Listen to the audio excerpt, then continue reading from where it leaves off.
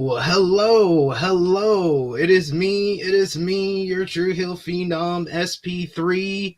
And yes, I'm in the A position for once here because Joel and Jeremy have Thursday off. So I am joined by the perfect person, an upgrade in my opinion, compared to the two people that I'm usually here with on Tuesday and Thursday. The one and only, the busiest woman in wrestling media today. Kate is here. How are you doing, Kate?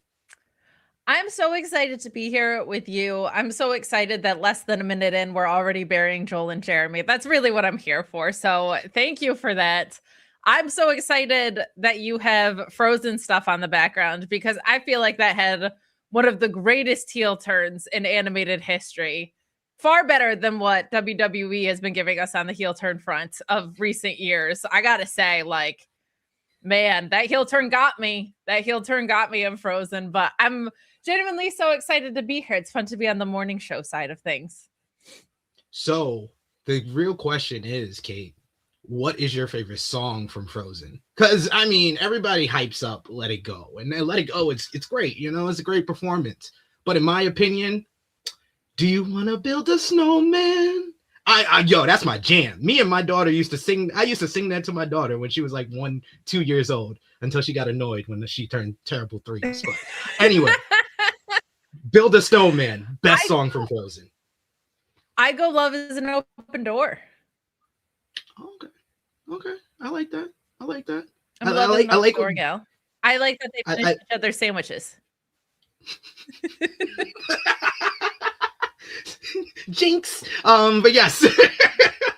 This is the type of content that you get from In the Weeds. And yes, we are here today. Appreciate y'all for joining us live. Appreciate y'all for watching us on demand. Either way, show your appreciation back the simplest way possible. Let's drop the thumbs up on the video. I don't have the fireworks that Jeremy has, but you know the deal. Drop the thumbs up. That helps us out so much. You can share this video on all your favorite social media platforms. And if you're new to Fightful Overbook, hit the subscribe button, hit the bell to stay notified for all the great content here. We're here pretty much 7 days a week with some type of content, whether a live stream with In the Weeds on the weekdays or on the weekends. You got Wrestling Made Me Cry, and you got Coexisting with Rob and Maggie on Friday. So a lot for you to enjoy here at Fightful Overbooked. And of course, if you want to be a part of the conversation here on In the Weeds, the best way to do that is to send a super chat donation. Any dollar amount matters. It goes back to the contributors to Fightful Overbooked, and we always appreciate that. We got an early one starting us off hot from Matthew Hooks, who says, Kate and SP3 overall. I like what AEW is doing right now, though the women's creative needs sorting. To me, the product does feel in a good place, though. I think this is like very much where I'm at with AEW. Matthew and me kind of see eye to eye usually. I talk to him on social media and stuff like that. He's one of the good brothers. So this is where I'm at, where I think that AEW is in a good spot. Like they kind of through the Continental Classic, they've regained momentum for the company that was lost after their lack of follow-up from All In, and kind of letting that momentum die down. I think they've gotten it back a little bit, but 100%. The women's creative has gotten dramatically worse throughout the 12 months of 2025. So thank you, Fightful Award sponsor, Matthew Hooks, by the way.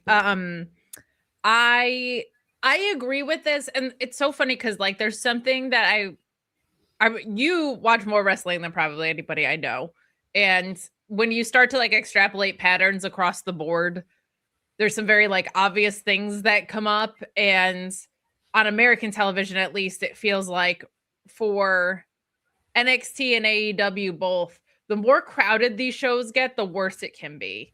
Because like we had Blood and Guts, the women's tag tournament, a new championship delivered for the men. Like all of these things happen in such a short time, with the Continental Classic happening. And I don't know what it is, but it's like when there's less breathing room on the NXT side, it's LFG is there, TNA is there, Evolve is there. Like they have too many things feeding a developmental system, in my opinion. So when there's not enough breathing room on these products, they get in trouble. And because the women's division has less time, I think that tends to be a bigger problem because like you don't have, they're trying to cram things in because they don't have the same screen time and then it's already too crowded. Whenever there's women's tag titles, I think for whatever reason, like people tend to underestimate what that does to your roster depth as if you didn't know they were coming. So like I think when we talk about like the lack of build for certain opponents of places, I actually like with Chris that they made the blood and guts match pay off. They're going to get opponents coming out of that. I think that's a really good use of that match. But for Mercedes, it's kind of tough because character arcs don't need mega stories for every part of the ride, but they do need more stories than we've gotten. And considering she's kind of like arguably the biggest attraction in the company, men or women, division wise, it's been her and Toni Storm at the helm here. Like we should have more juice behind that, most certainly. Yeah, and we got to say congratulations to Mercedes Moné. She was one of the winners of the Sports Illustrated Awards. Very controversial awards that people have coming up with conspiracy theories because they're in their mother's basement and crying in her 78-year-old arms. But anyway, Mercedes Moné won Women's Wrestler of the Year for Sports Illustrated. So congratulations to her. But we do have to say the fact of we had an exchange online. Shout outs to Auntie Collins, who put out a message and basically asked who's going after the TBS championship. And I had to break down the facts that Mercedes Moné technically has not had a feud over the TBS championship. She's had feuds. She had the feud with Timeless Toni Storm heading into All In, which was really kind of the peak of the women's division in 2025. Like ever since then, it's kind of been a slow decline back down to where they were at the beginning. But that was a great program. She had the program with Statlander heading into Full Gear. She had a little bit of a build up for the Owen Hart final with Jamie Hayter, but those are all involving the AEW Women's World Championship. While she's been TBS champion the entire calendar year, she has only had one feud over her TBS championship, and that was Harley Cameron back in April when she faced her at Grand Slam Australia. And that, my friends, is egregious. Egregious booking. And like that's the reason why me personally, like I said, this I know John Alba put it out there that this the awards, the Sports Illustrated Awards, was done by the entire writing staff. So it was done on a point system, similar to what I've done over in True Hill Heat. I kind of passed it down to Rick so we could do that for the Sports Illustrated Awards. And all the writers, you put together everything, and that's why Mercedes had the most points and she won Female Wrestler of the Year. Me personally, I had her about like third, maybe fourth, behind Toni Storm, behind Saya Kamatani, behind Io Sky, because I feel like those women had signature feuds throughout the year that you can identify and was more of a driving force. I definitely understand why Mercedes was in my top 5, so she did get points from me, but it's mainly because she's had this kind of, like you said, is very much a character arc. It's not really she's working programs with people over her title. Yeah, and I feel like I kind of felt like the Athena one maybe deserved a little love as far as what being a feud constitutes as, because they did build it out, even though it started with a tournament match. Like they built it out into something cool and something that I think we could still see pay off later down the line. But when I look at things like a character arc driven story, like I actually really like character arc type builds in wrestling, because I think it's so special when you build something that's unique to one specific wrestler that dominates their character for an entire time. Like, and it doesn't even have to be that long of a time. Like, I loved in the C2 when we saw Daniel Garcia lose his way to the most successful creative he had at that point. Like, there's so many special things you can do with arc-based things that just are layers and layers and layers and layers. I think probably the best example in any company, maybe across the board, is Hangman. But Hangman's also had feuds to match that character arc, right? So when you say this person's going to be the champion for a year, you might want to pinpoint, okay, once a once a business quarter or whatever, right? Like we're going to build this around that. Now, there's also a lot of things that go into Mercedes because she has 12 other titles or had 12 other titles. So her availability, but she's been making every Dynamite. She's been making every pay-per-view. So that kind of doesn't hold water. I do think part of the issue is, you know, in the second half, we built to Women's Blood and Guts, and it didn't feel like she was going to be a part of it. And then she was, right? So it's like a lot of the would-be contenders, I think, have been wrapped up in the Blood and Guts program and the tag program, which is great because we've been cheering for increased talent rotation, but you also don't want to miss out on the value that Mercedes, I would argue, is bringing and certainly seems intent on bringing to the table, meaning like she, even in this dominant arc, is trying to help other women along here very clearly, right? Like Harley was a big example of that. Athena finally got on television. A lot of the people that have lost to her this year have gone on to do really good things. The 2 losses to Chris coming back to, or the 2 wins against Chris coming back to her world championship arc. Like there's been good stuff along the way, but it is that like that sink your teeth into it factor, I think has been the challenge there. And I actually so agree with this chat because I think AEW is actually at a good to really good place. There's just a very big gap between very good and great wrestling. So it's like, I look at this product and I'm like, everything's fundamentally sound. We have some things heating up that are going to be great. Takeshita Okada, this Jon Moxley stuff, he's been so much more interesting since dropping the title, in my opinion. So it just feels like right now everything's heating up and nothing is getting cashed in on yet. And that's all going to come in this giant wave, which will be great. But it does leave something to be desired from your week-to-week programming. That said, like, Hangman and Samoa Joe, I'm never gonna be mad about that. Like, I'm not. You could give it no build, and if Samoa Joe was walking out there, like, I'm a happy camper. He's just one of those guys for me, like an Eddie or a Kevin Owens. Like, there's just some people that I'm like, it's just not the wrong decision to have that person holding a title on your program.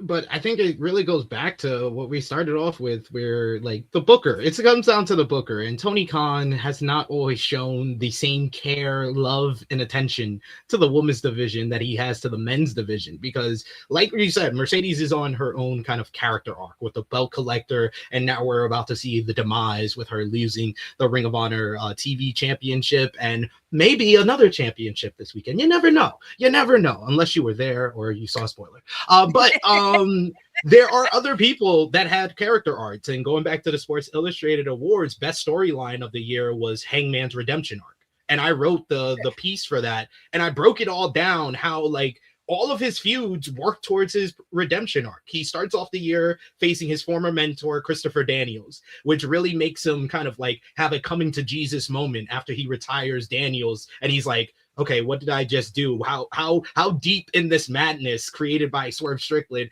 am I in? And then it takes MJF to kind of break him out of that slumber and make him want to be the best again, but also to basically redeem himself to the fans, because MJF posed the question, why are you cheering him? He burned down someone's house. I ain't do that bad. Remember, let me prove my point, when he tried to set him on fire and stuff like that. That was kind of like a turning point for him, where he beats MJF, and then he says, okay, now I'm going to really prove I'm the best. I'm going to get back to the AEW World Championship. I'm entering myself in the Owen Hart Cup. We had that great program with him and Ospreay heading into the final, where it was the 2 top baby faces fighting for the right to save AEW, and they have that epic match of the year candidate. And then the build to Jon Moxley matchup is him being the leader of the AEW army, but still having that conflict with Swerve, and Will Ospreay having to play the peacemaker to bring everybody together, and you got the Ops coming in to help him out against the Death Riders. John Cena's the peacemaker, not well. You know, I don't know. Will might not smile when he's getting choked out. I don't know. It's true. But yeah, like though he had different feuds, like Daniels, like I said, MJF, the MJF feud is still going on to this day. Like, that's why I think not a lot of people are giving it enough credit for being one of the best feuds of the entire year, because that feud alone, it really signaled the pivot for AEW. Because although everybody wants to say, yeah, the first half of the year was really good for AEW, January was not that good. We had that Jeff Jarrett, MJF bad. It was actually promo. bad. Yeah. You had Mox and Cope feud going on. So it was really the pivot point of saying, hey, we're just going to scrap this MJF a Double J rivalry, and we're going to do MJF and Hangman. And that really is the pivot point of where AEW started to become good again. So I think that more people deserve to give that credit. And the fact that it's still going on, and we get MJF's return last night, and it follows up and it continues that rivalry. And that's the whole reason why he's cashing in his Casino Gauntlet. I think that makes the feud even bigger, that more people should vote for it for Feud of the Year. Sure. And I think as far as like the Booker giving more attention to the women's division, that is, I've kind of just like always felt true.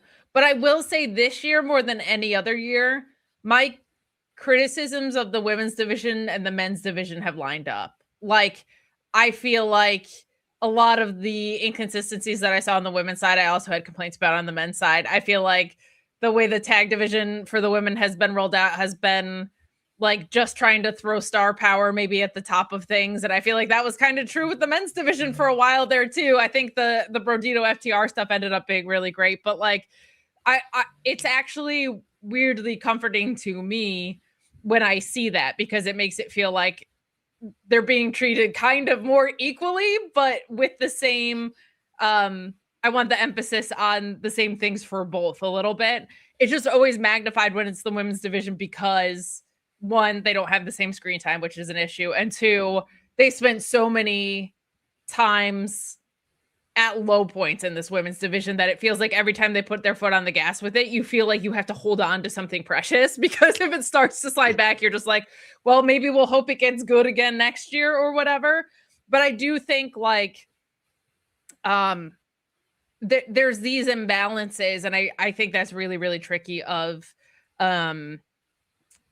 like, well, we want more women's talent rotation. Okay, we built up Blood and Guts. Okay, well, all those women are tied up in it, so who are our contenders? Like, there are these things that you kind of have to iron out along the way.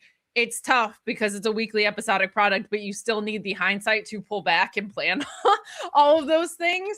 And we still do just see people fall off the radar for weeks at a time. Like, one thing that both for the men and the women, like, people say like bloated roster, like not enough screen time. And one thing that was so great about I hate to be like the back in the Jacksonville days gal, but like back in the Jacksonville days, like they only had the 2 hours, and I felt like there was such a good rotation and you wouldn't get burnt out on stories because you weren't seeing it. Now sometimes we see it twice a week in the same week, as opposed to they would like have a segment or a match or a segment and a match one week, and then the next week it would be like somebody was in the press box and got attacked. And that was all you saw of that story until the following week. And that kept things feeling so fresh and also kept the talent rotation very high. I kind of miss that. I miss things feeling more scarce and having more to glom onto in that way. As far as your points for Feud of the Year, I couldn't agree more. And I do feel like that is showing up from what we're seeing in like end of year analysis, awards, whatever, is like, that is the Feud of the Year. And what impresses me about it so much is the way they've been able to navigate injuries. And on top of that, like, they tried 2 umbrella arcs and they were not good.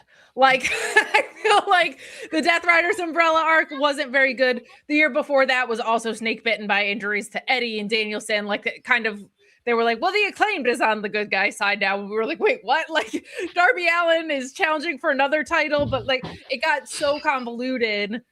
And this year, since they cut off the umbrella angle and we've seen the Death Riders start to implode upon themselves, it's gotten infinitely more interesting. And it's also allowed like the rest of the faces to kind of sweep in and restore some balance there of like, we have the Callis family, which has 900,000 members in it. And we have the Death Riders. Including SP3. And they're both very like heavy angles. Like they're not comedic heels. You know, they're real deal. And to their credit, they're all badasses too. Like I want to see them all wrestle. But like having some dimension, I think, has helped. And what's been cool is the top of the card has been weaving the tapestry that you just laid out along the way. Like, I think that's awesome. because I felt like last year Hangman was the best heel in the company, and this year I feel like he's the best face. And he feels like more. It's not like the first time around he didn't feel poised as a champion, but this time he feels more like a champion in a way. I can't really describe it, but it feels like he's stepped into being a 2-time champion in a little bit more real of a way, where the last time it was all about like the satisfaction of the payoff with Kenny, and then we had like this brief time and we had the amazing matches with Danielson and stuff, of course, but like this just feels more like he's the ace of the company to me, and I appreciate that because I feel like he's deserved that to this point, obviously, and dropping it to Samoa Joe, but like we're getting payoff. And also God bless them for doing a short title reign, because not everything needs to be a year until your next biggest pay-per-view. I've been so tired on it. So for this past year, like I've really appreciated that, and it's feud of the year in my book on the men's side for sure. Yeah.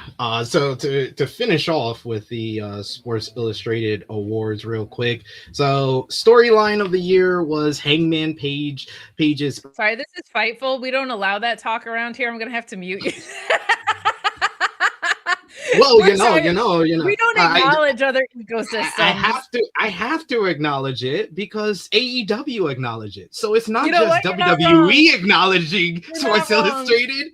AEW is saying it too. Hangman really Hangman legit cleaned up these awards because he's rivalry of the year with Jon Moxley. Heel turn of the year was Naomi. Best on the mic was Timeless Tony Storm. Best in the ring was Will Ospreay. Breakout wrestler of the year was Kyle Fletcher. Comeback performer of the year was Ilya Dragunov. Tag team of the year was FTR. Match of the year was Io Sky versus Rhea Ripley versus Bianca Belair, WWE WrestleMania 41. Show of the year was AEW Double or Nothing. Female Wrestler of the Year, Mercedes Moné. Male Wrestler of the Year, Hangman Adam Page. Promotion of the Year, All Elite Wrestling. And the 2025 Legacy Award, John Cena. How insane is it that heel turn of the year was not John Cena? And that has only to do with the follow-up. a 1,000,000%. 1,000,000%. It's actually, and I was never like a John Cena gal, because I started watching in 2009. But I was also never a John Cena hater. He just wasn't my dude. CM Punk was my dude. I loved heels more than I loved faces. So when I started watching, what happened was I would get really invested in a heel, and then John Cena would beat my favorite heel. And that happened like 12 times in a row. And I wanted to stop watching wrestling because I was like, what is the point? And then the CM Punk pipe bomb happened. That was my intro to wrestling in real time as a fan. But they had such an opportunity. And I feel like when we look at, because AEW is cleaning up these end of year awards on the higher picture of the promoter of the year, booker of the year, whatever, almost unanimously, including places that are fan voted. So everybody can calm down about blaming publications for that. But there's the lack of follow through on heel turns across the board. I think was a huge issue, because the Ron Killings, R-Truth stuff went to die. I know it started last year, but the New Day stuff never really paid off. And the ambiguity around it. Like, I've been beating this drum for a while. Like, Dominic Mysterio, everybody's cheering for him to be a face at this point, except for when he's against his dad, and they won't turn him face. So like, I like layers and I like gray areas with character, but they're just like tweener city over there. And then you get a God's honest heel in Gunther, and everyone is like, has lost their minds about it. So I think when you like take a higher level view at WWE, there's certain pain points from a booking perspective that you can certainly go to. The constant rematches, the interference angles, the Vision being a Death Riders reboot, like all these things, right? A lot of the habits we didn't like when Vince was here, the de-emphasis on tag wrestling, the de-emphasis on women's wrestling, the constant rematches really gets me, because you look at these cards from week to week and are like, what's the point? But when you like look at themes, man, the heel turns not meaning anything has really, really, really hurt. And I think that's someplace that AEW has excelled way more this year, whereas last year, I think it was not very good. So it's the pendulum just always swings. Like both products are never good at the same time. I feel like, and sometimes they're both bad at the same time. So that's how fun. But there you go. Yeah, and because it's funny because I think like last year I don't remember who I gave heel turn of the year to, but I thought like the most memorable one, the one that just came to my head as far as like heel turn of the year was in 2024 was the BCC turning on Bryan Danielson at All Out with the plastic bag, but by the time you do year-end awards, we're in the midst of the dead period of the Death Riders. When the Death Riders it wasn't going well at the end of 2024. So when you're doing the voting, not a lot of people is going to vote for that. I remember last year, 2024 heel turn of the year was the New Day. Why? Because it just happened. You didn't have any time. It was recency bias be damned. Like I didn't put that as my number one, but I did have it in my top 5. But it was just recency bias because it just happened and it was great in the moment. And it's kind of like Cena. If the heel turn of the year was voted in February or March, Cena wins it easily because that's the biggest heel turn that we've seen in probably like 25 years. But the follow-up, and by the time you get to the end of the year, you're just like, well, that meant nothing. So he doesn't need to be heel turn of the year. And I think it's very funny because I feel like the criticisms are always WWE makes movies and AEW doesn't do stories, but AEW has ring work that WWE could never, right? Those are like the overarching themes. And if you want to argue those are the presentations, I probably wouldn't argue with that either. But I think this year there's a very real possibility that AEW like cleans up on the story side and that you might see Cody and Cena at SummerSlam sneak into these match of the year ones. And I just think that's hilarious because it goes to show you that like when wrestling is at its best, both of those elements are present and that it can switch at any time between companies. So I've never bought into the idea that AEW doesn't tell stories either. I just think that we've gotten so accustomed to the way that stories got told on American television for a while that people can't maybe wrap their heads around certain ways that stories get presented. But I just think it would actually make my heart sing if those things switched. If people are like, you know what, the payoff with Cody and Cena was so good and that match was one of the best of John Cena's career, that wins match of the year. Even if it's not the in-ring performance of the year, that could win match of the year. While AEW cleans up on story ones, it makes me think that everybody is extremely silly in the way that they go after things with tenacity online. No, but it's funny because that was like what a lot of people were talking about online about the Sports Illustrated Awards, that AEW cleaned up, but it didn't get match of the year. It got Io and Rhea and Bianca. And if you read the article, if you read the article, he does put in the reason why. Rick Ucchino, shout outs to him. He did a great job putting together the entire article, but he gives the reason. It's Hangman Adam Page. Hangman Adam Page had probably more first place votes than anyone. I'm pulling back the curtain here. He probably had more, but he had back-to-back match of the year candidates, so he split his own vote. That happens a lot. That happens a lot on the Fightful side. Ospreay did that with Finisher of the Year last year, and Bronson Reed Tsunami won. And it's kind of fun. You just hope that people read beyond the context of it. And also, like, if you put any one of those single matches that Hangman was a best of the year candidate for against Io, Bianca, and Rhea, you're still... It's not like you're not in the same ballpark. You know what I mean? Like that was one of the best women's triple threats of all time, if not the best on American television, at least. So it's when you take these things in the spirit in which they are intended, it's fantastic stuff. It's supposed to be a highlight reel of what wrestling has done for us over the past year. But it is an interesting temperature check, because one thing I wanted to do for my own sake that I would never put out in the world, I'm not like a cage match loyalist, but I did want to see what the ratings on every WWE PLE was this year, because like it's not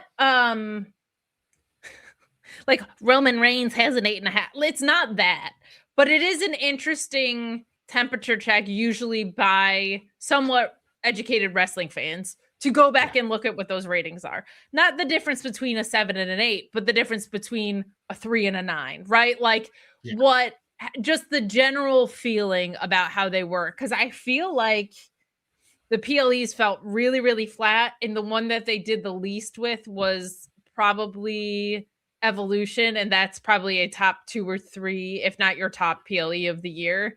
So it's just very, it's very interesting to me because they sell out everywhere they go for these PLEs, but everybody seems dissatisfied with them. It makes me really curious about 2026. Like now that the Cena retirement tour is over, what the live attendance numbers are going to look like, especially at this price point. Well, you must not know what show you're on because we're about to do it. So WWE Royal Rumble 2025 did 5.89. 5.89 on Cage Match out of 583 valid votes. I am like Kate. I do look at like Cage Match after I give my like whole review. I do a review on here sometimes or on True Hill Heat. I like to look at what the landscape of wrestling feels like. I'll go on Twitter and put the pay-per-view's name in and look at the top tweets of the night, and then I'll look at Cage Match to see what the overall fans felt like were the best of the best, or how they rated the different matches, how they rated the show overall. Because I think that's getting a gauge of what the community you're in feels like about a show or an event or a match. Royal Rumble actually feels low to me because I feel like at the time people were very excited about Jey Uso. Yes, they were. I think that's more of like late votes, because if I remember correctly, it was at like a 7 when I checked it after the event. So I think that's more of like Jey Uso and Charlotte Flair winning the Rumble. And they were all like 1, 1, 1.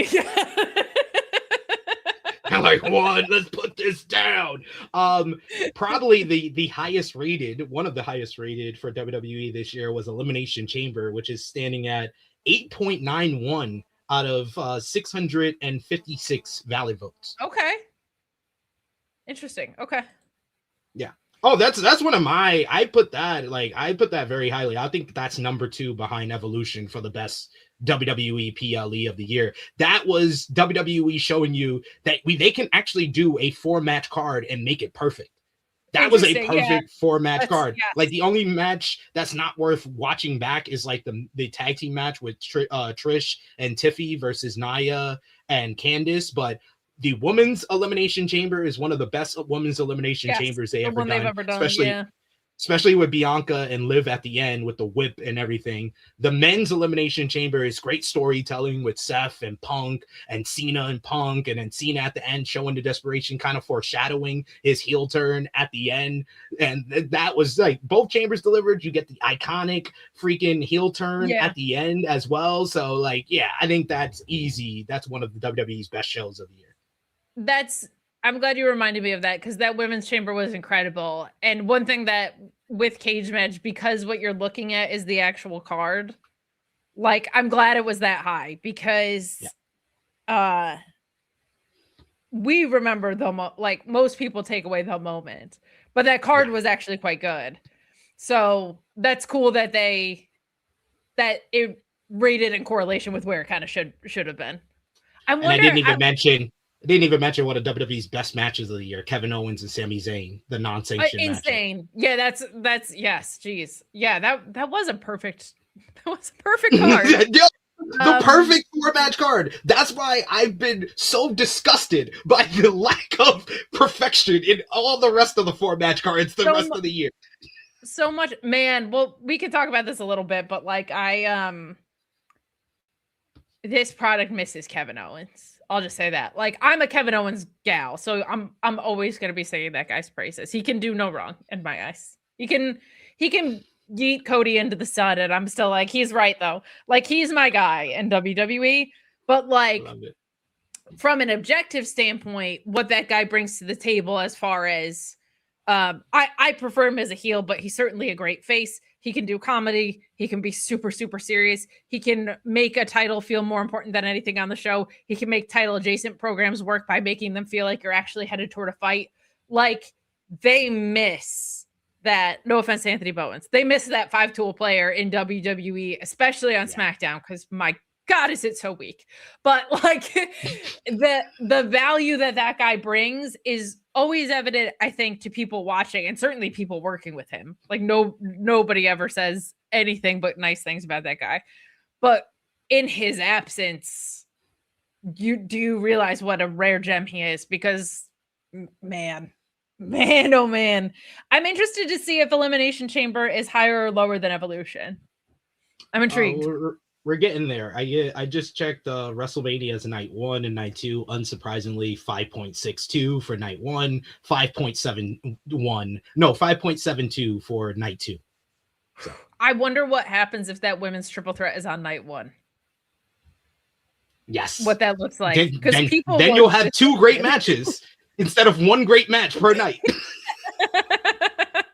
That men's main event on night 1 was really well put together, and the payoff, they made that payoff. I'll say that much. Like, there's been some bad heel turns this year, but like the Seth Paul Heyman turn on Punk worked for the next stretch of programming. They at least tried to do something with it. It's just they then made Seth Rollins into generic heel number 7. Yes, and to Jon Moxley, like the Vision. It honestly, and then seeing Austin Theory come back in his black hoodie, I was like, are they trying to like prove that they can do the Death Riders better, but are also not great at it? Because let me be clear, I did not like the Death Riders either. I'm not saying like WWE can't do what AEW is doing. I liked the beginning of the Death Riders, and then I thought it sucked for about 4.5, 5 months, and now I think it's great again. So, but it's like, you have this guy talking about making the WWE his vision. It was a stablemate. You have this, certainly WWE is not shy of their own black hoodie reveals, but like he's coming back with a shaved head. I'm like, this is starting to feel, I don't normally do that kind of stuff, but it's a little bit starting to feel like Team of Death Riders. Like, come on now.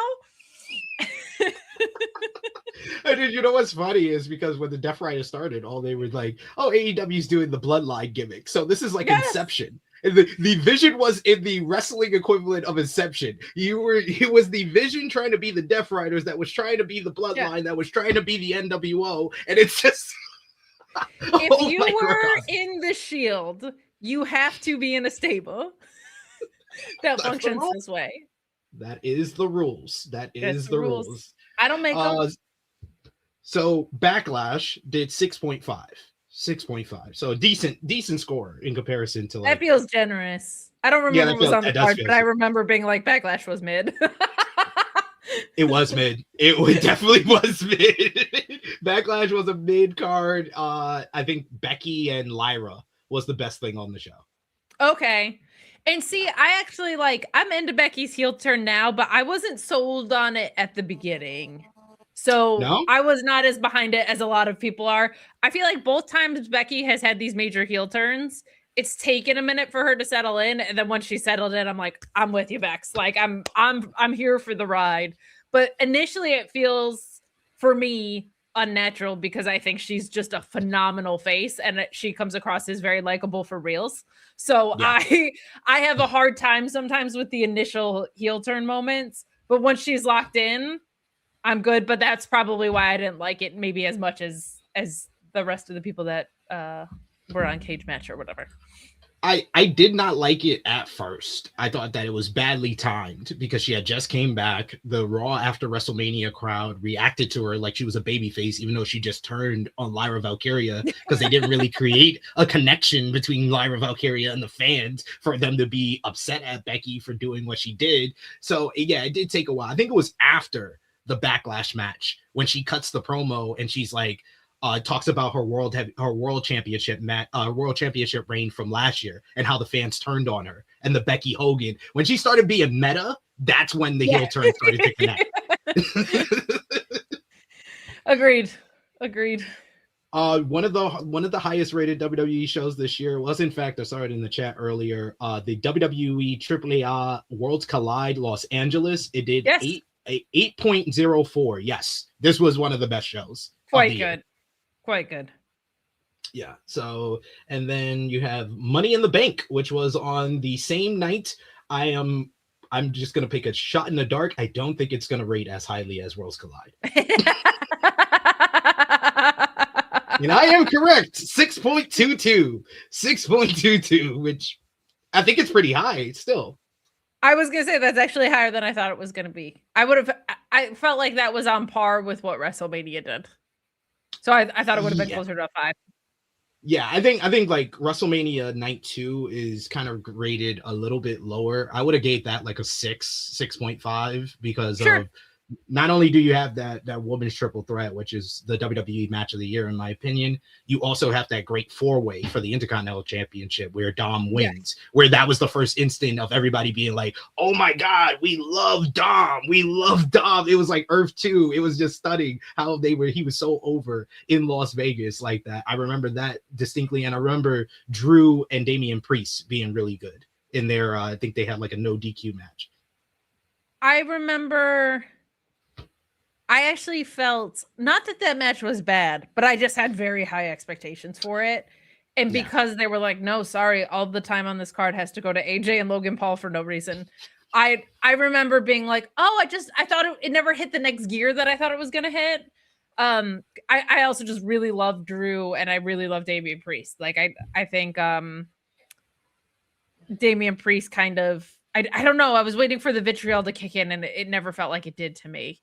But I think that was just a matter of the times of those matches being so short, and that Logan Paul AJ match, just I was like, still like, yo, so I have said it once. The time on that card was very weird.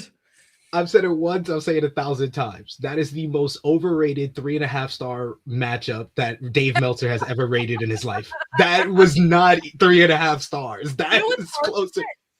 There's a lot of things that there was nothing wrong with that match, but man, the most boring wrestling in the world is the wrestling that there's just nothing wrong with.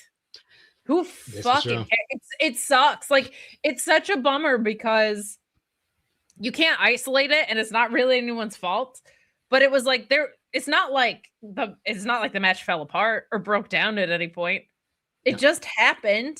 But when your just happened match goes on for 20 minutes, it feels like an eternity. And when you look at AJ Styles, you're like, how is this guy at WrestleMania constantly shafted with stuff?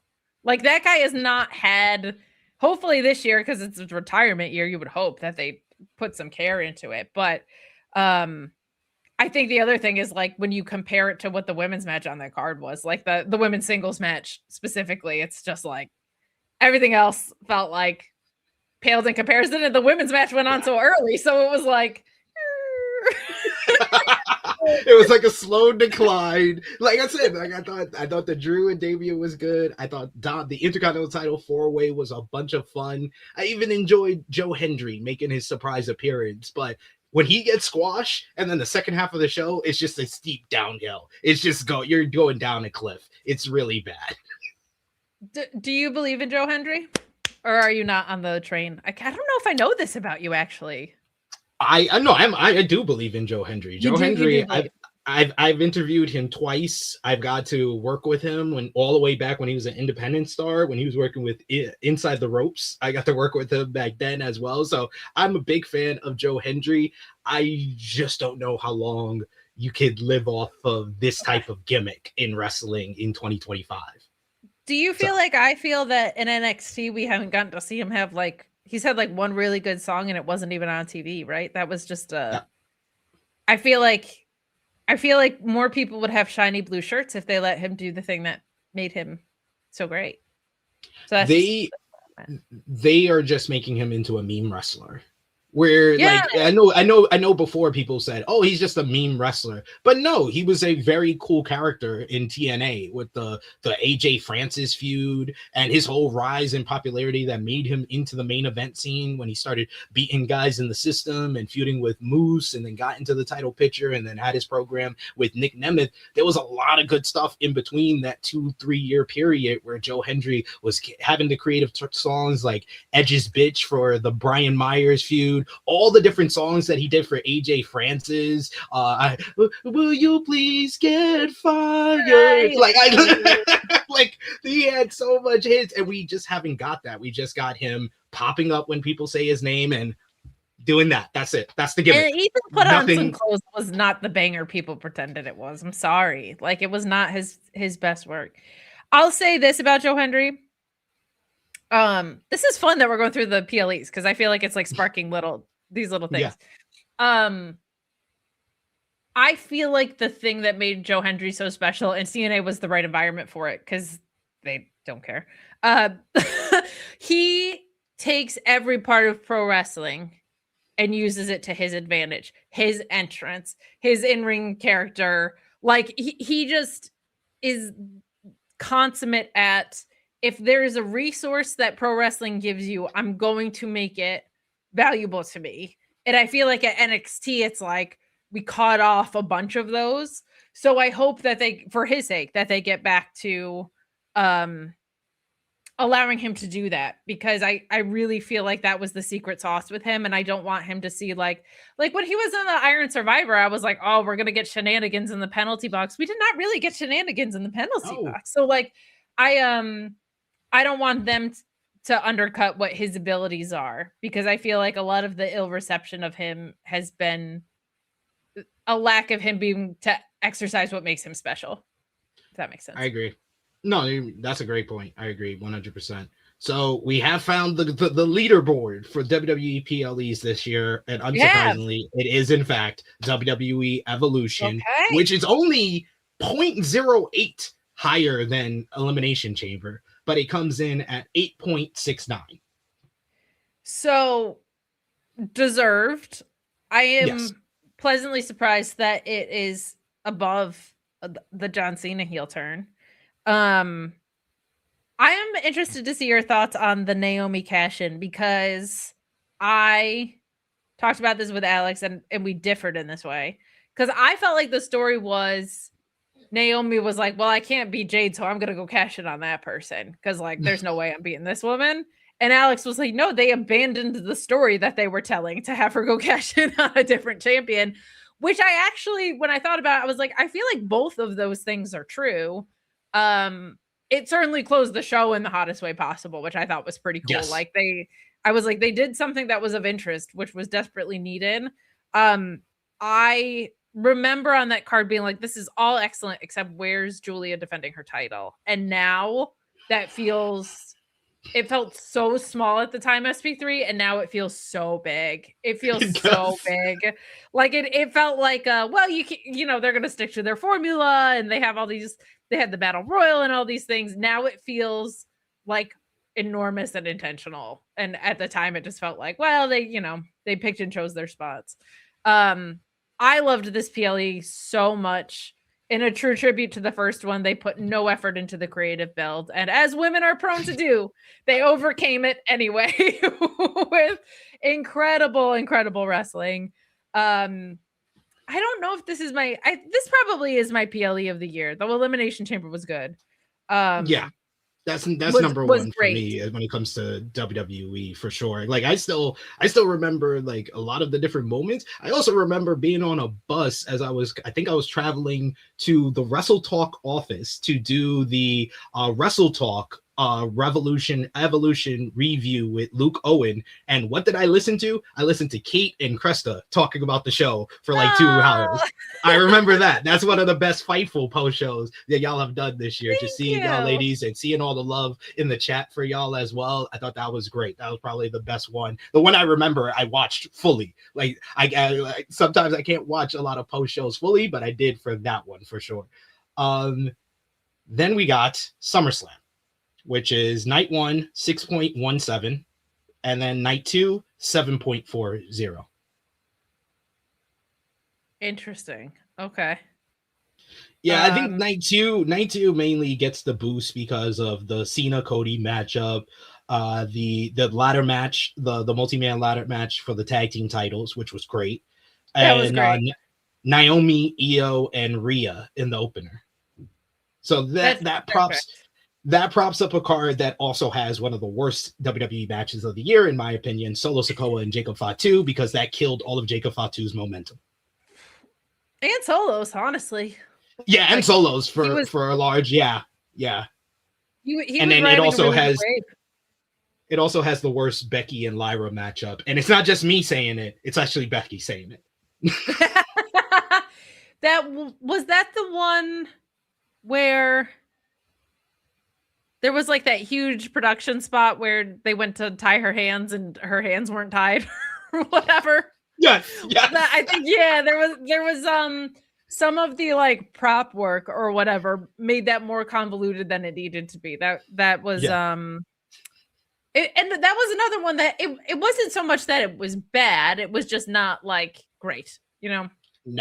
No, yeah, like I think I do agree with that rating by Cage Match that night 2 was better than night 1. I remember I was just like, night 1 had that Punk and Gunther matchup that I thought was great, and had the very predictable Seth Rollins cash in that WWE wants to act like is one of the most surprising moments of the year. But it's like, I think you guys forget the heist of the century the first time around was like a big moment, and this was not. Rules of the century. It's the rules of the century. Comes out and super dramatically drops his crutches. Like, man, part of the overproduction thing is that every time someone in the ring is distracted for 10 minutes while someone's music hits, they drop their crutches and then come down an extremely long ramp. Everybody that's in the ring looks like an idiot, i.e. Jey Uso yeeting on top of a War Games cage. I.e. the entire both women's and men's War Games, where they basically were the Royal Rumble in a cage. Well said there. I also hated in the men's one, we talked about this extensively behind the paywall, was like, you know, Brock Lesnar's the next one coming in. You know that because all the other guys are in the ring and you know what the teams are. So the fact that everyone turned and was shocked was like, are all of you stupid? Not a single sharp crayon in the box on that side of things? You're all dumb. None of you were like, hey, Brock Lesnar's coming in next, because all of the other guys on this team, they were all, Brock's music hit. And now he's washed as hell, so... He's going to take a while to get here, too. Yeah, exactly. So, Clash in Paris, another one of the higher rated shows this year, 7.21. No, 7.22. Then you got WrestlePalooza, which was one of the most... Clash in Paris got 7.22? Yeah. That also had one of the worst matches of the year with Nikki Bella and Becky Lynch. What was on that card that it was getting a 7.22? I remember the 4-way was good. The 4-way for the World Heavyweight Championship. Did that have Styles? No, that was Australia. The highest rated matches are Rusev and Sheamus in a good old fashioned Donnybrook matchup. Okay. That was a lot of fun. And the John Cena Logan Paul, which I think is Logan Paul's best match of the year. That's so wow. Okay. I think that is high. Yes, it is a little high. Compared to how other things were rated, I think that's high. Like that's a point and a half away from Elimination Chamber, and Elimination Chamber clears it. Yes. The Logan Paul Cena match you thought was his best one. Interesting. I don't remember any other great match he had this year. That's fair. I remember watching that match feeling like they were wrestling two different matches.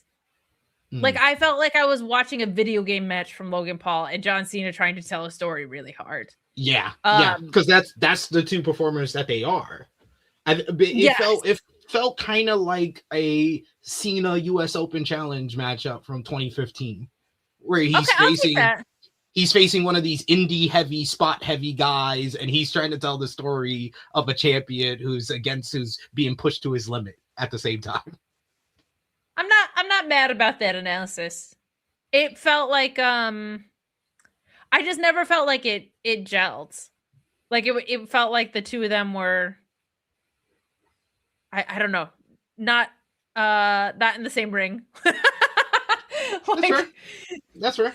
Mind you, I said this was one of Logan Paul's best matches. Is it one of yes. John Cena's best matches? Maybe it's like top 6, but there's at least I can name like 5 matches better.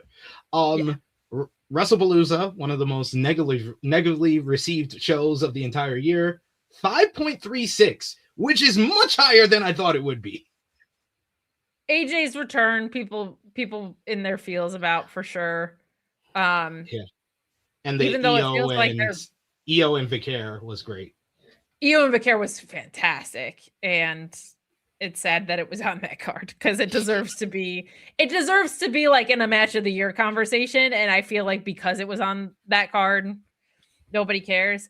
I do feel like AJ's return has not been great, but I feel like so much of that's because of the Seth injury. Like, I think we were gonna have AJ chasing Becky around a lot, and Seth getting injured, you're not gonna have this couple chasing this other couple. Like that certainly felt like what they were setting up for. But she came back, she disappeared, and then she comes back for a very boring women's War Games match. And it's like, oh my God, AJ's in War Games. And it was like the only thing she did was be short. Like she was like trying to pass the garbage can up. And so I think a lot of it has nothing to do with her. But like I think her creative probably got really screwed up by the fact that Seth got injured, because it sure felt like they were setting up for power couple chases power couple around for a while. But that match felt very long and overproduced, that tag match. Yeah. That was weird. I wanted to like that way better than I actually did. Me too.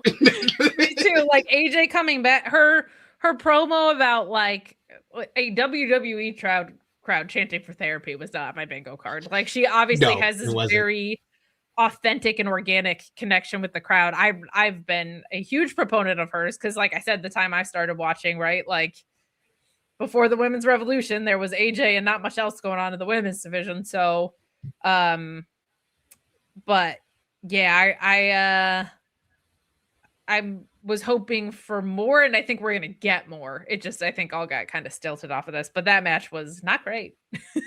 I think the thing is that the program leading up to it was fabulous. The Becky and Punk promos, AJ's return promo, the little 4-way promo that they had on the Go Home show, all of that stuff was fantastic in my opinion. So for the match to be so long and overproduced and not really have that many memorable moments in it either. So like, yeah. It just didn't, it was kind of a disappointment, kind of a letdown that it was just good when it could have been great.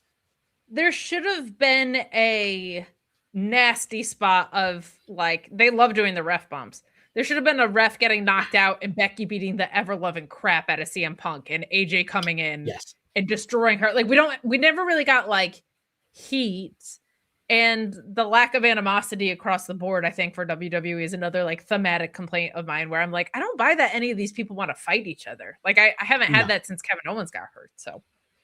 And like with the Sports Illustrated Awards, like I said, Feud of the Year was Hangman and Jon Moxley, but one of the honorable mentions was CM Punk and Seth Rollins. I think I'm might be in the minority, or it might be a hot take. I think that's one of the most overrated rivalries of the entire year. It just went on very long.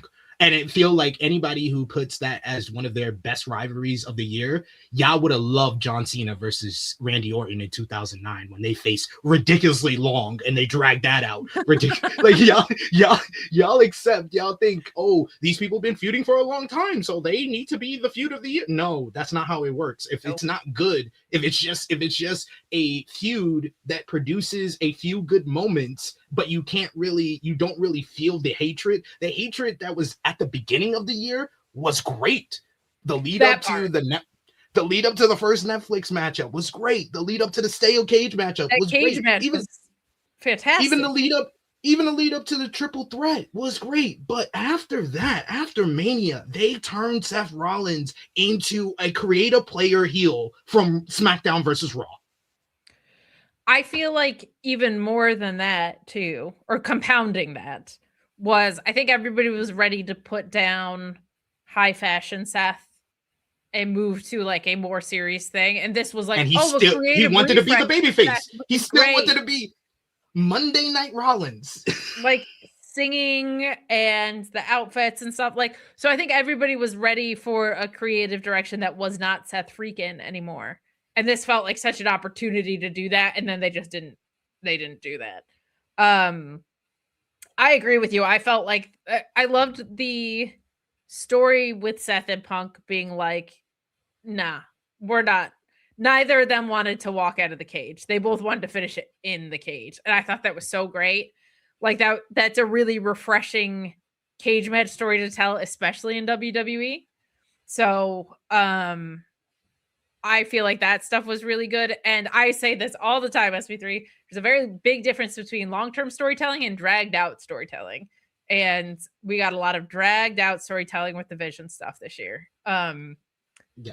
It's wild to me that CM Punk and John Cena had their last match ever, and that's a Nobody's Feud of the Year because of that disastrous Punkonomics promo, which was very polarizing. The people that liked it, loved it. The people that hated it, hated it. I was on the hated it side. Same. I thought it came across so fucking corny.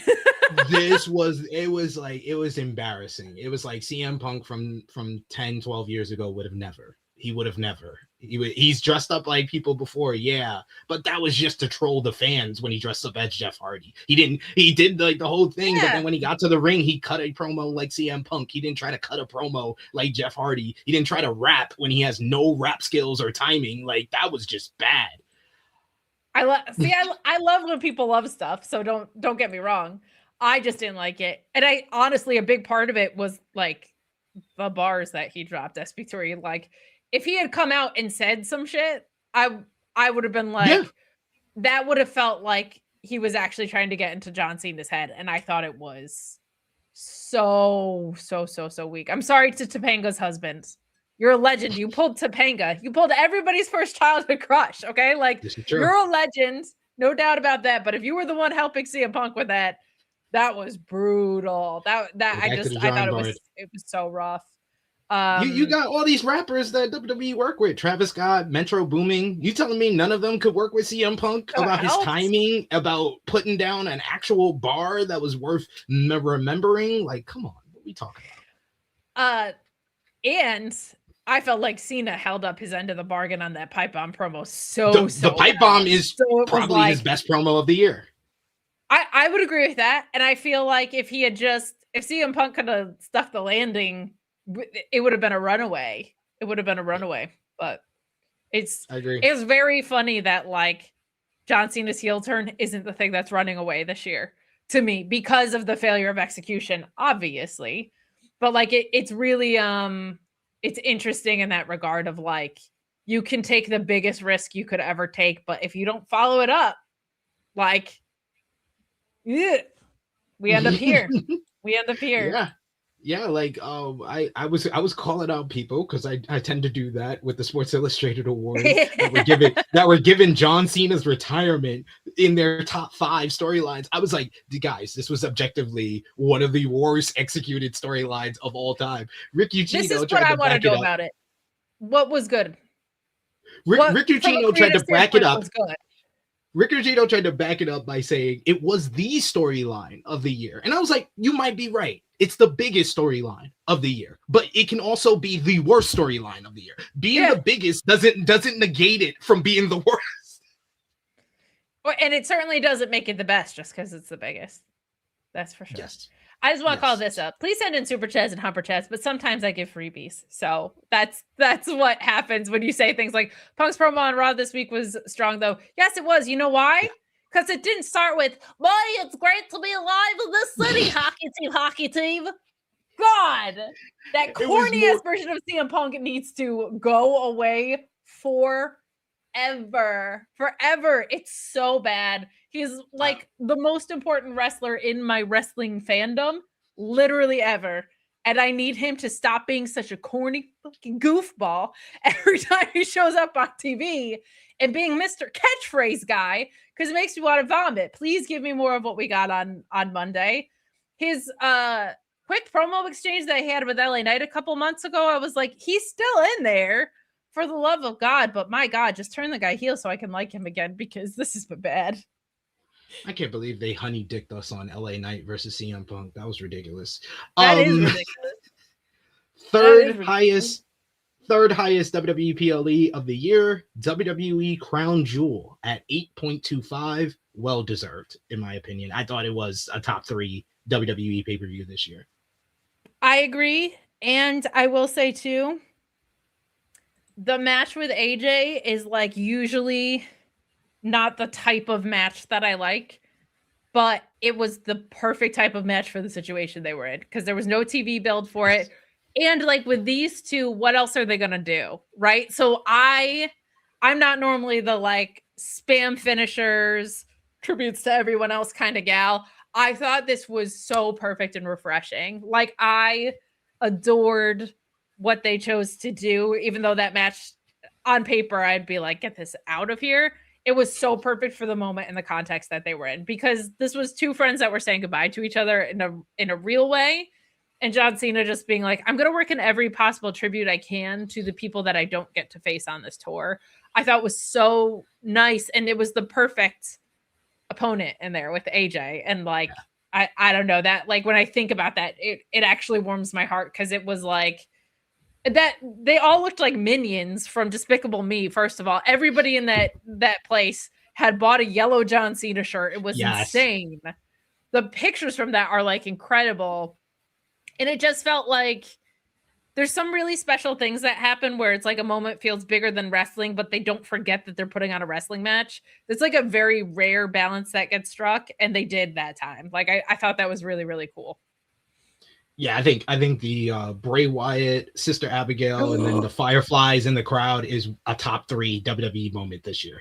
It's that they gave me all the feels, and the fact that AJ was able to work in some tributes of, because he's retiring next year, so he was able to tribute Samoa Joe and Frankie Kazarian with the Fade to Black and the Angel's Wings for Christopher Daniels. That's a special. That's up there, top 5 WWE match of the year. But I honestly think that Cody Rhodes and Seth Rollins don't get enough credit because those guys went out there and had to deliver after that, and they delivered a great main event matchup in my opinion. And then I thought Stephanie and Tiffy was pretty good as well. So yeah, that was a strong show. That was a strong show right there. And you go Cody and Seth went out to like prove something. I felt like because they were like, we're not going to be the forgettable match on this card because of Cena and AJ. And I agree. They came out like stiffer than usual. I felt like to kind of like like Seth especially was like, we're gonna lay some stuff in because otherwise we're gonna get swept away here. I liked the intensity that they brought to that. Yeah, there's no misses because I was trying to remember the rest of the card, and I'm like, there's no misses on that card. Bronson Reed beating Roman was a huge moment. It felt like a huge victory for him. And then you had that banger tag team match with the Kabuki Warriors and Rhea and Io. That's the 5th matchup. That's all 5. All 5, all good. All good to great. They are capable. Don't let them fool you into thinking they aren't capable because they're capable.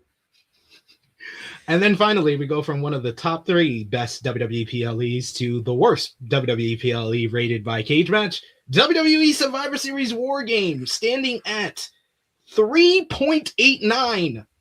One of the worst rated WWE PLEs in quite some time as well, it says here. And that is out of 314 votes. There were people that were like, I'm not even showing up to rate this shit.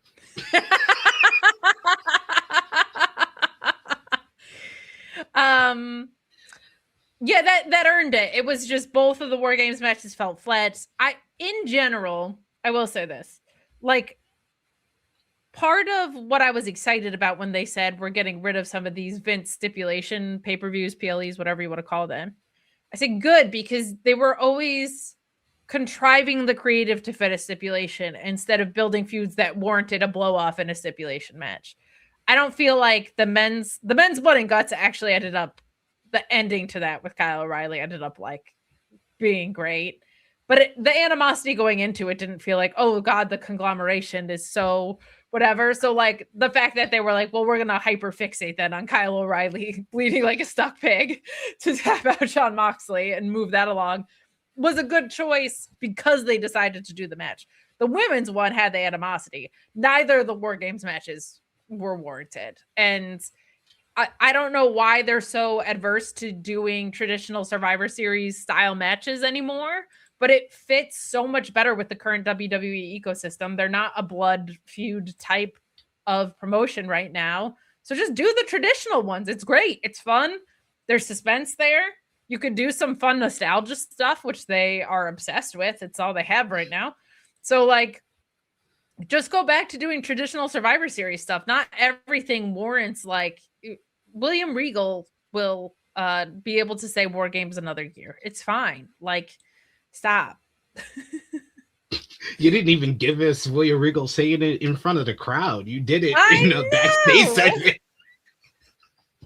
Rude. Oh man, but yes, those are all the cage match ratings for every WWE PLE this year. And thank you, Kate, for giving us an hour worth of content there. That was great. Yeah, sorry, we went down a rabbit hole there, but it was kind of fun to do a WWE year in review in a way, because like that was helps you isolate certain things. It's interesting, and also like highlights some of who the most consistent performers are. Like, you're like, man, Steph and Io always deliver in some respect, right? Like there's certain things along the way that are really fun. So. Yeah. We'll do NXT another time. When I'm not Zeno here. Hour. Congratulations to you. Yeah, Kate had to review all those shows, so we can we'll get the Kate rating. How about that? We'll do that very quickly. We'll get the Kate rating. Vengeance Day. Vengeance Day. What do you give it out of 10? Yes. You got the 4-way with Bailey and Roxanne and Julia and Stephanie, and that has the Jordan Grace. No, Stephanie wasn't in that. It was someone else. Oh, Cora Jade. That's why I forgot her, because she doesn't work here anymore. That was the main event. You also had Oba Femi versus A-Town Down Under in a triple threat, and you had Dark State attacking him after. I'm laughing. I'm sorry. Javon Evans versus Ethan Page. That was a good matchup. And Stephanie Vicaire versus Fallon Henley was on that card. Vengeance Day. I'm doing all of this off the top of my head. I've put my phone away for cage match. That's incredible, because I have the memory of a goldfish in that way. So it's hard because watching it, you thought like maybe things were going to go certain ways that they didn't. That 4-way in retrospect is like somewhat unproductive because Cora doesn't work there anymore and everybody else got called up. But the match was really good, right? Javon and Ethan was one of my favorite trilogies NXT's done in a minute. Like that whole program was excellent. Oba versus A-Town Down Under.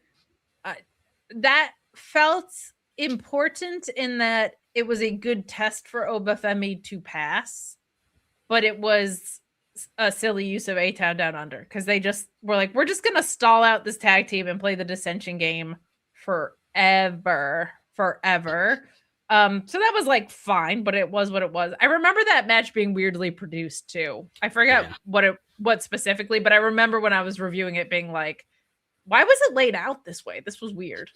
I think that got me blocked by Grayson Waller, but it is what it is.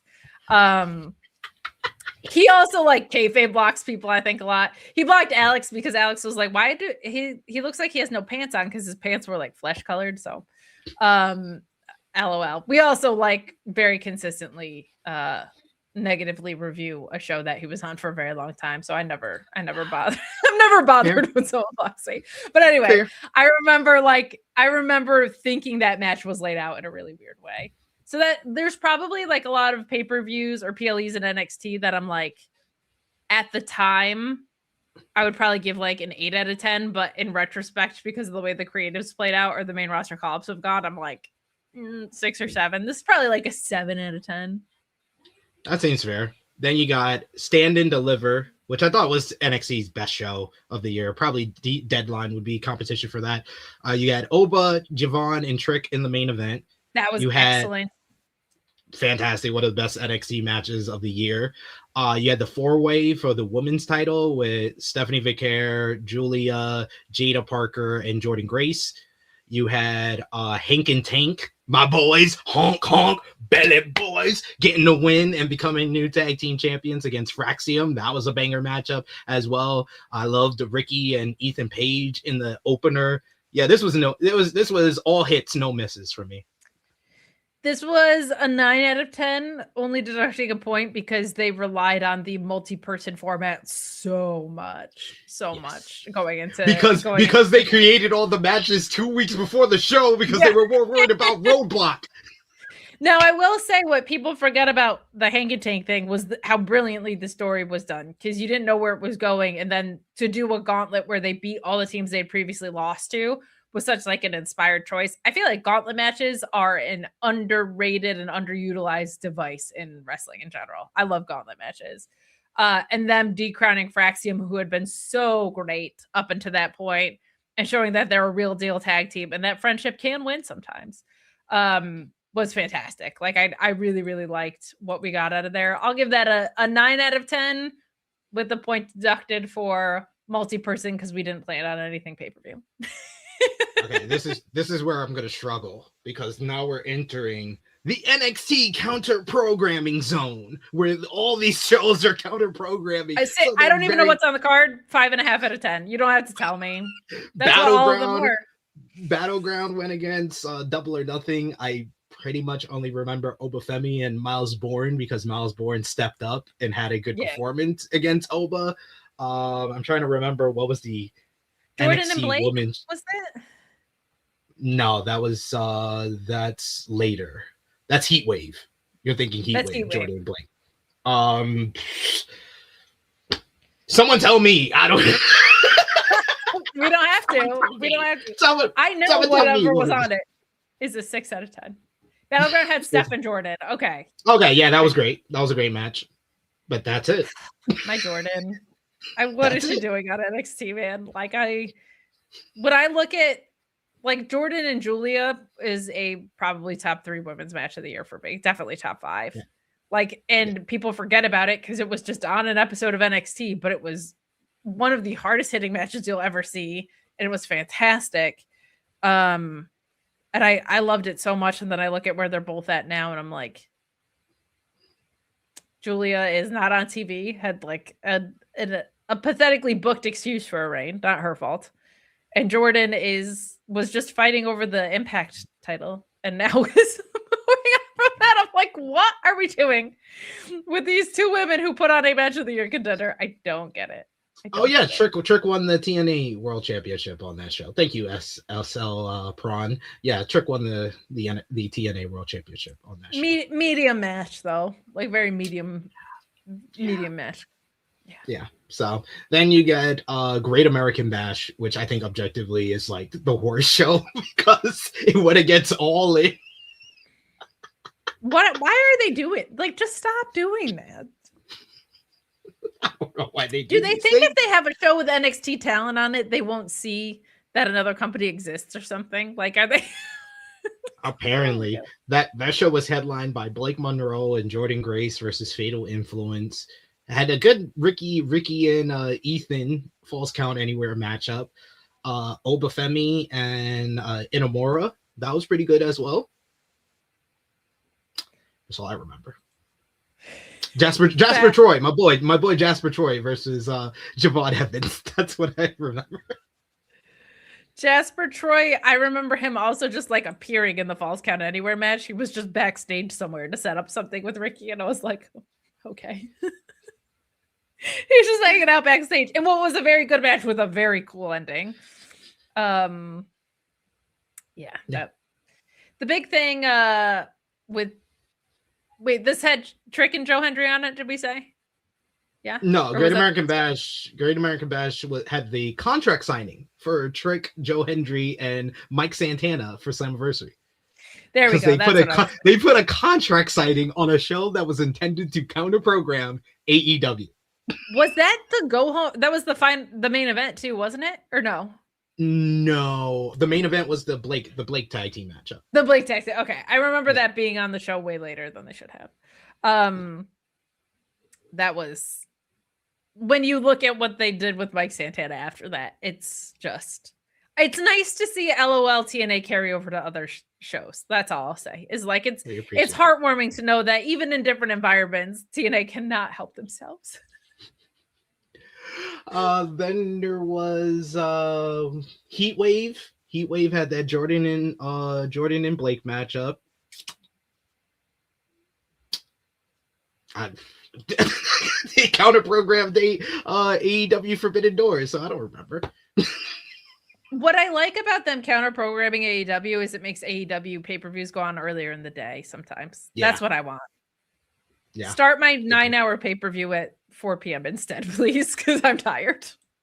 That's my favorite part about NXT counter programming. Though they don't really do that with NXT. They do that more when WWE proper tries to counter program them.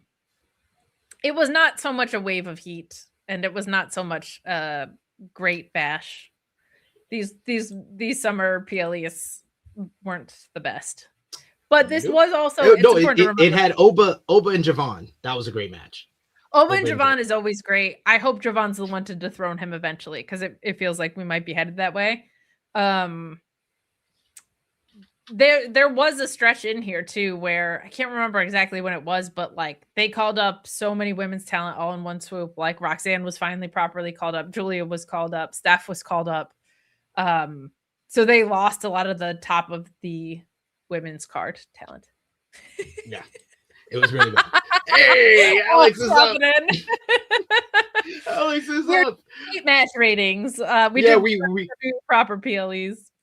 Yeah, we got asked for NXT PLEs by Xeno Hour. So if anybody's disappointed that we're not talking about AEW already, blame Xeno Hour, the person that I hate the most in the chat. Thank you. No Mercy had Oba and Ricky winning the NXT championship. Halloween Havoc had Ricky beating Trick Williams in the main event. And Deadline was a very good show with the 2 Iron Survivor matches and Oba winning back the NXT championship. And that was the year. Ricky beating Oba the first time around was way more anticlimactic than I was hoping for. But right now they're in the mix of something that's at least interesting with it. But yeah, it is what it is. So that was the NXT PLEs. You welcome, Xeno Hour. Let's get into AEW. Sure. AEW Dynamite yesterday. No, I did not totally skip Halloween Havoc. I said Ricky Saints beat Trick Williams in the main. That's all you need to know. 0 out of 10 for Halloween Havoc. You know why? You know why, SP3? Why? No wheels were spun. No deals were made.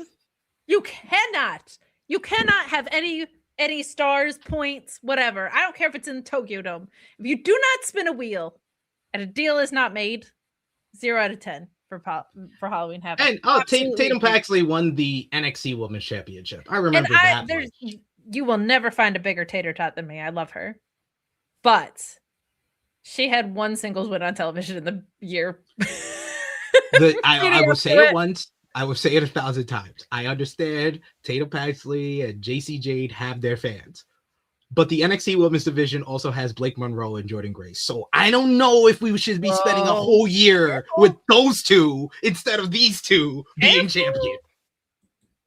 SP3 NXT stands are people you do not want to piss off. They're gonna go. It's gonna be like 50 Cent going after Diddy. There's gonna be a documentary about you in 2 seconds. Speaking of Diddy, we gotta talk about the thumbnail. We gotta talk about the main talking point from last night's AEW Dynamite: the return of Maxwell Jacob Freeman, MJF. This went down during the key part, probably the biggest noteworthy segment of the show, the contract signing for the AEW World Championship matchup at World's End. We got Samoa Joe in there. He's out with Powerhouse Hobbs and Hook looking as smug as ever with his smirk at Hangman multiple times during this segment. You got Hangman Page. You got Swerve Strickland out here with Prince Nana. We got 3 strong promos from those participants in the matchup. Joe really kind of getting into his cocky champion mode, not really fearing the fact that he's got 2 challengers up against him. Then you get Swerve with a really good promo where he references Samoa Joe's tribal cock on his face back in 2007 when he was in TNA and Vince Russo had no idea how to book him. And then you get Hangman Adam Page with a very strong promo. I thought Hangman was the best out of the 3, really kind of addressing his history with Swerve, what his intentions were as AEW World Champion, wanting to defend the title against Darby Allin and Will Ospreay and even Swerve Strickland. So, and I like Swerve finally giving us the answer of why he's been helping Hangman. He says that it's all been about the AEW World Championship. He's like, I was coming back at full gear regardless of who won that matchup, but it's you now, Joe, and I hate you already for what you did to me, leaving me in a pool of my own blood during the last contract signing we had. But what did I do to get my revenge that time? I got your title, and this time I'm gonna get your title. So I loved all three of these promos. But my God, when MJF came out, this went to a new level. This became one of the like top 5 best AEW promo segments of the year, because he just did a full-on burial of everyone in this matchup. And I love him cashing in to make it a 4-way and then immediately giving us the answer of why. Because if you, on paper, if you say MJF cashed in his Casino Gauntlet contract to be in a 4-way, not a to enter a 3-way and make it a 4-way midway through, like other cash-ins that we've seen in the past, but he wants to be in it up front and make it a 4-way. So it was like, if you saw that on paper, you're like, well, that's dumb of MJF to do that. But I love the reasoning, him saying that you called me a coward. You said I was, and he's like, I'm going to show you that I'm not. How can I do that? By taking the one thing that means the most to you, the AEW World Championship, and I'm going to do it by beating not only you, but your 2 biggest rivals. And he also has animosity towards the other 2 guys, because he immediately brings up that Samoa Joe 2 years ago at that same event dethroned him for the AEW World Championship. And he kind of feels like Samoa Joe during that rivalry was the whole reason why the fans started to turn on him at the end of his world title reign, which was a little bit of meta commentary as well. So I did like that. And then him addressing Swerve Strickland. Like, I've seen people who are upset at the reference to Diddy, but I don't agree with a lot of the criticism that I've seen. I've seen people say that it's exploiting the victims and stuff like that. I'm like, he did not mention anything about the victims. Like, you would have to know the story to understand the references of everything. I don't think it's the same thing as him being like, you exploit people. Like, if he compared him in that sense, he's comparing the fact that Swerve is a mogul, Swerve makes bad music, and Swerve covers himself in baby oil. Those are the only references to Diddy that he made before landing the line. So I don't understand a lot of the criticism there. I don't think that was the strongest part of the whole promo segment. I thought that was just an added little jest, but the best part of the promo segment to me was him referencing WWE, because MJF is the only person who seems to be allowed to say those 3 letters, and then the reaction is all boos, which was great, and then him saying, no guys, they're a great company, Yeah. And then him saying, you twerking for top dollar. And the fact that AJ goes online and says MJF, AJF. Promo of the year. One of the best promos of AEW's year. What did you think, Kate? Samoa Joe, let's start there, because it's not fair that he's that good at this. SP3, I was so not in favor of this heel turn. I liked that they did something ballsy because the product felt a little stale. So I appreciated that. But I was like, this is already a very heel heavy promotion. We don't need this. Like, it's not going to work because everybody loves Samoa Joe right now. Like, he just is that guy. Like, he's so good in this. Like, I did leave a sliver open of like, but it is Samoa Joe, so I'm sure I'll love it. And of course, like, he follows through on that. I've brought this up on post shows and just in general before, because I really like Samoa Joe's mentality around this. He had said in an interview, he doesn't like doing a ton of face-to-face segments because why wouldn't I just beat you up? Like, if we're face-to-face and I hate you, or you're coming for the thing I have, why wouldn't I just beat you up? So when he does them, he wants to make them count as much as he can. And he just does. And I wish more wrestlers, especially champions, treated things so preciously like Samoa Joe does with that. Because I think it goes such a long way as a character. Loved Hangman in this too, to your point. Like, he's just fantastic. Like, he deserves to clean up these end of year awards, considering how much he's shown he can carry a company as a heel or a face. Like, just so brilliantly, champion or not a champion. And the motivations from everybody in this, to your point, extremely clear. Like I really loved what everybody had to say. And MJF returning, A, is a nice shot in the arm for the product. B, like I think people would have an easier go of it if they and this includes me, by the way, because I don't always like when MJF does stuff like this. Like, you're supposed to be authentically pissed off at the things that he's saying and not like them. Like that's what he's gonna do. Whether you feel like I don't like that he goes for low-hanging fruit or whatever, that's fine. But you have to understand, like, he's going to say something that toes the line to make everybody talk about him the next day and piss everybody off. That's how he approaches being a heel. It's very old school. It's a lost art in a lot of ways. And I don't always like it either, but like that's what he's going to do. And I can't say it's not effective because it's all everybody's talking about the next day. And everybody is like, yeah, but I'm genuinely pissed off. It's like, that's the point. So like, whether you like it or not, I can't argue it's a heel being a heel. I also don't have as much of an issue with this reference in that in the promo, he outlined specifically the comparison, right? He was not saying, like, to your point, the content within it pointed out exactly what ways he's comparing the two. If he had just left it open, I might not be here feeling the exact same way. But I actually think that's him maturing his promos in this sense. Like I think he's figured that out, and I can appreciate that about it. I also understand if there's people that didn't like it. Like I get not wanting to equate genuinely somebody who certainly doesn't seem morally or ethically on the same level as a guy to a guy who's done that. I totally understand that. So if you feel that way, I think you're completely entitled to.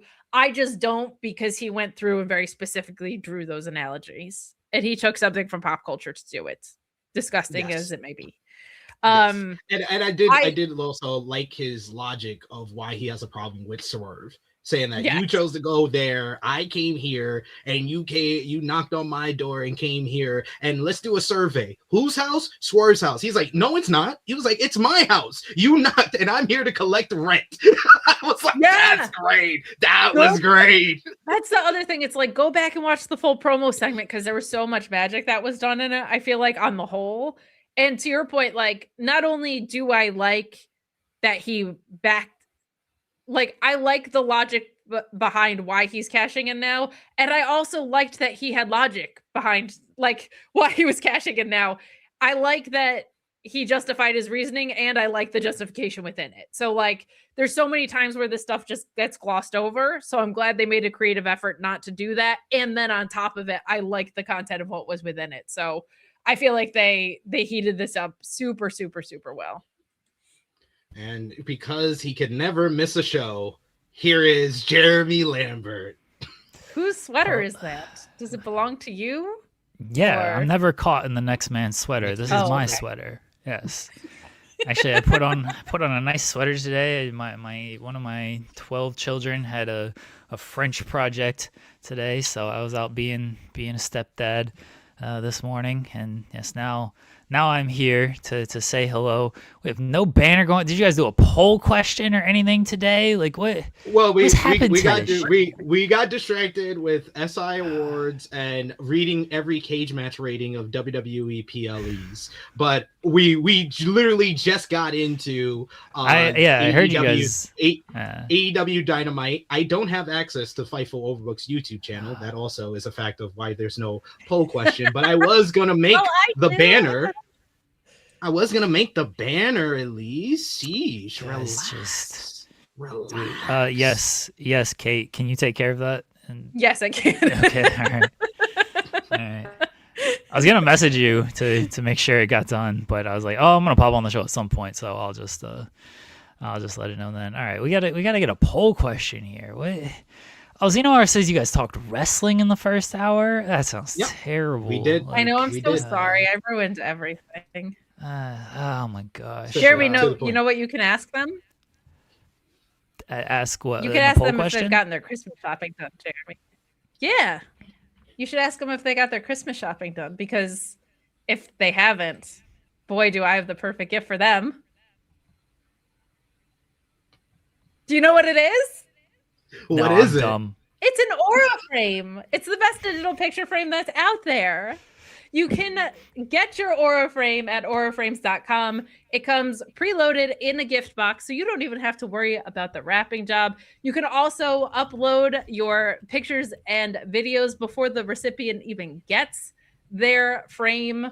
So it's kind of the perfect gift because it's extremely personal, but it is kind of low effort.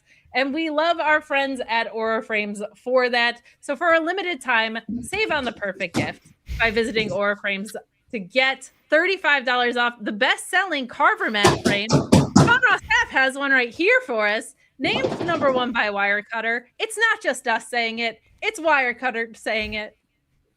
You know what I'm going to do? I'm going to buy one for SP3. You should. Sorry, my mic is all the way down here on the floor. I'm going to buy one for SP3 and put his login info on it. That way he knows. Thank you. That way he can check in and actually change his fantasy football roster. Because last week, after, of course, weeks of me not caring at all if he logged in, he was playing somebody that had like heavy impact on my playoff hopes and my playoff run. And I said, log in and update your roster.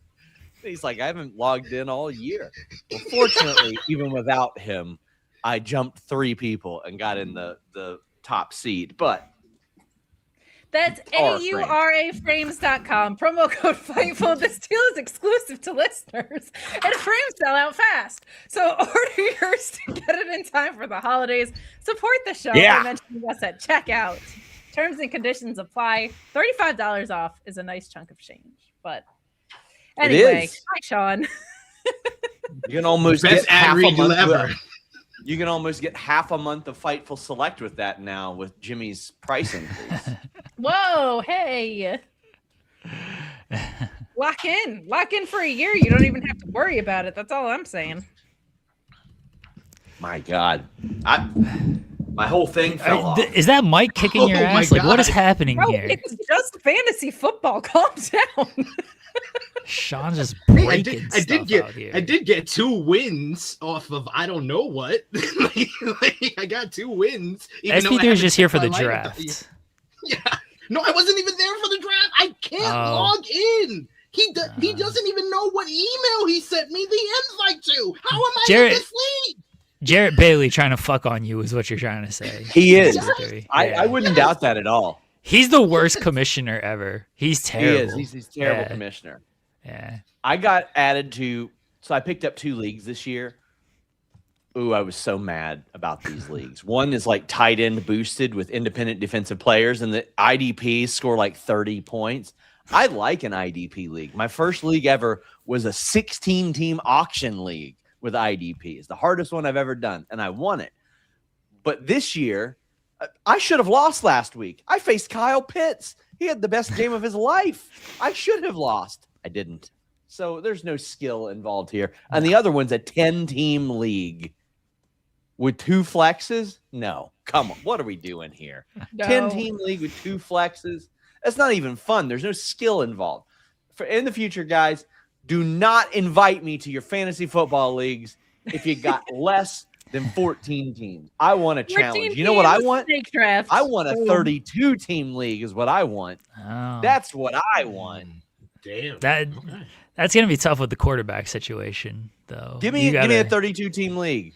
I don't care. That's what I want. I'm taking quarterbacks. Crazy. I'm taking quarterbacks first 2 rounds. I'm making sure I'm getting some type of good quarterback. Exactly. You wait until like the 6th round. You're gonna draft Phillip Rivers in the 6th round, then hope that he plays. Completely different than any other thing. 32-team league, 1 running back, 1 lonely wide receiver. One tight end. Can you set up a 32-team league? I feel like there's a cap at like 14. Surely. So one of Jimmy's, like Jimmy, had Fightful, of course, but like they had like a bunch of different like business ideas and stuff that they had reserved.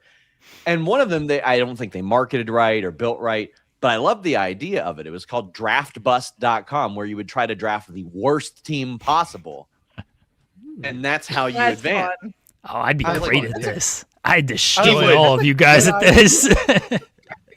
And I had like a bunch of ideas for it. I was like, no, you should have like a target line of your fantasy football points, and whoever scores within that, like closest, That's like good, yeah. like that's who wins. So like you got to decide, okay, how do I get to 100 points this week? How do I get to 32 points this week? And you've got to start players. Like they have to be active. But I like this idea. I'm full of great ideas. What can I say? Fair. There we go. We need to set it up. We'll set it up with the. And I'll Fightful tell you, staff my best and- idea was getting Aura Frames carver mat for my mom, and apparently for SP3. Apparently, There you go. I Send me did. my login. So I did have. I mentioned this on the post AEW show. I had a reader reach out, and they said that they sent their league my ad read, and their new punishment for the last place team is that the last place person gets an Aura frame, which is great news. But the rest of the league gets to upload photos to it. Oh, nice. This is- That's awesome. I mean, that's been part of our ad reads of, hey, upload photos of all the nice things you're doing and send it to your enemies. And look at me, I'm on vacation out here. Just send it to an ex or some high school rival or whatever. Absolutely. So this is actually a pretty good idea. I love it. I like- Guys, yeah. I'm going to go finish my lunch. I'll see you guys later. Bye, Sean. See you, Enjoy. Sean. Enjoy. Tyler right, Shuck Jeremy. is good. I would not hate on Tyler Shuck. Delgado, I mean, if he's playing the Panthers, he's very good. All right, I have a poll question. Since you guys were talking about it, I mean, I feel like my poll questions have been, outside of yesterday, which was Thea Hale specific for obvious reasons, my poll questions I feel have been legitimate out here. So this poll question, MJF promo, good, not good? Because I've seen a lot of people been divisive on this Yeah. one. So We addressed good. that people had issues with the promo, and it's more or less just an MJF. It's an MJF issue where he's always going to get these type of polarizing reactions, whatever promo he cuts. I heard you guys talking about it at the end. Again, I just when I popped on, that was basically when I was on. So I did hear you guys talk a little bit about it at the end. I feel like I'm in the same boat as SP3 because I heard your comments. Kate, I did not hear what you had to say on it, but I feel like I'm in the same boat as you, SP3, in that like I thought it was really good. I didn't hear what you had to say about like the Diddy stuff. I could okay, like is it necessary? Probably not. It's MJF. Is it offensive though? That I've been seeing people be like, "Oh, he's making light of victims." He did not do that. Do you have to, like? I think this is what I was saying the other day with you and Joel on Tuesday. I feel like in general, in any community that you're in, everybody's just way too sensitive. Way too sensitive. And if you mention someone that is a part of something that is really bad, that did a lot of bad things, and it's being covered in multiple different documentaries, but you have to understand the difference between making a comparison to somebody and making light of a real life situation. And that's not what MJF did. He just compared him and he let you know what the comparisons were. I just don't think it's as bad as people are making it out to be. But is it the best moment of the promo? No, not even like the third best moment of the promo. Is it I needed? thought it was like Probably not, but it got a pop, it got a big reaction, and people are talking about it. That's what MJF intended, so it did its job. I thought it was the weakest portion of the promo because to me, I was like, okay, you're making this comparison to make this comparison. Like it's MJF. I don't like his low-hanging fruit stuff. I've never liked his low-hanging fruit stuff. To me, it's just like, you're better than that. And he proves he's better than that when you take a look at the rest of this promo, which was fantastic from start to finish. I was like, oh, he came out here. He explained why he's cashing in this way. He took digs at Hangman and explained why I'm not going to be a coward. I'm going to take everything from you legitimately just to piss you off some more. He explained everything to Joe of, I still hate you because you did this, and these people, I don't like them, but they determine who's an all-time great, so I need this title to be up to that status. And then he went at Swerve of, you went here, I let you in my house, rent is due now. I was like, all of this is fantastic. You don't need the low-hanging fruit stuff. You never need it. You never need to do I don't think it was comparison. low-hanging fruit. Low-hanging fruit it basically implies that everybody is able to say it, that everybody would make that reference. I don't think anybody would have made the reference of Swerve to Diddy. Okay, it's low-hanging fruit in that it is edgelord unnecessary stuff. That's my low hanging It's fruit. edgelord. That's not low hanging fruit to me. It's edgelord. Okay. It's edgelord. It's edgelord. It's meta. Those are correct references. Low hanging fruit implies to me that it's something that anybody can do, and that he's much better than what that basically intended. I don't think that is that. It's low hanging I fruit to feel me because go ahead, Kate. I was just gonna say, like, I don't think it's the most sophisticated barb, but low hanging fruit to me is like, this town is fat and your sports team sucks. Of like the things Thank that you. are, I'm kind of split between you. Of like, I feel like the repeatable stuff that he does in every city is kind of that, but I don't think you're out of bounds for calling it low hanging fruit. I do think, kind of Jeremy, before you got on, what I was saying is like, whether you like it or not, like, this is what MJF is gonna do because everybody's talking about it the next day. And I feel like he is in the camp of, I want to make people authentically not like me, and everybody is outraged the next day. So I didn't hate it as much this time because of the specificity of which he outlined, like the comparisons between the two. I normally really don't like it. Because to your point, I do think he is capable of doing better than that. But like, I think he operates under the guise of, or not under the guise of, because I think this is what he's authentically going for, but like, he wants people to hate it. He wants people to be outraged. He wants people to not see him win the title because that's what he's here to do. Like, I feel like that's the lens he views being a heel through. So like, you're welcome to not like it, but I think you should accept it as a whole, because you're going to have an easier time watching MJF stuff if you do, because he's not going to stop doing it. What I don't like is that the really good stuff gets lost behind it. Like, everybody's talking about the P. Diddy line and nobody's talking about the rest of the entire segment, which was great, including MJF's portion of it. So it is what it is, but I also think that's a responsibility of the viewer to watch the actual show that you're crying about, because go watch it. It's like when people read a Jeremy headline and don't read the rest of the story. You know what I mean? No, I don't care. People don't need to read the story. Just read the headline. Right, fine. If it wasn't low-hanging fruit, I get where you guys are coming from on that. MJF does do a lot of low-hanging fruit stuff. Yeah. You're right in that this, because it is more of an original kind of thought and comparison, maybe it's not in the fair definition of low-hanging fruit. I understand where you guys are coming from. I still think, like, necessary, I don't know. To me, weakest part of the promo. You didn't really need it there, and like Kate said, it kind of overshadows a lot of the other things. Not to me. I want to focus on the rest of the portion, which was really good. The one part I actually didn't like more than the Diddy line was like, these dudes couldn't say shit back. What are we doing? Why isn't Samoa Joe? We got a little bit of that with Joe off the mic. Yeah, Joe was at least. I do agree that the AEW has kind of gone against the natural like promo exchanges. It's more of like, we've seen this multiple times now where it's like one guy cuts promo, then that's it. That's the same thing, the complaint that we had about the Joe Kingston promo exchange before the Winter is Coming matchup. Yeah, where it was just Joe cuts a promo, Eddie cuts a promo, that's it. Yeah, I get they wanted MJF to shine. It's his return and everything. Like, that's fine. But in doing that, you kind of made your top two baby faces look a little stupid that they just stood there. At least Joe, like, he got in his face. He showed some fire. And like you said, like, he was talking to Hook kind of off the mic and everything. Like, that was good. But Swerve looked like he wanted to talk at one point, and MJF just like cut him off and then kept going before Swerve got any words out. Hangman just stood there. And I'm like, okay. That's where I'm like, Swerve would have said something. Hangman would have said something. I know there's no physicality because otherwise they should have just socked them in the mouth. But you couldn't do that portion.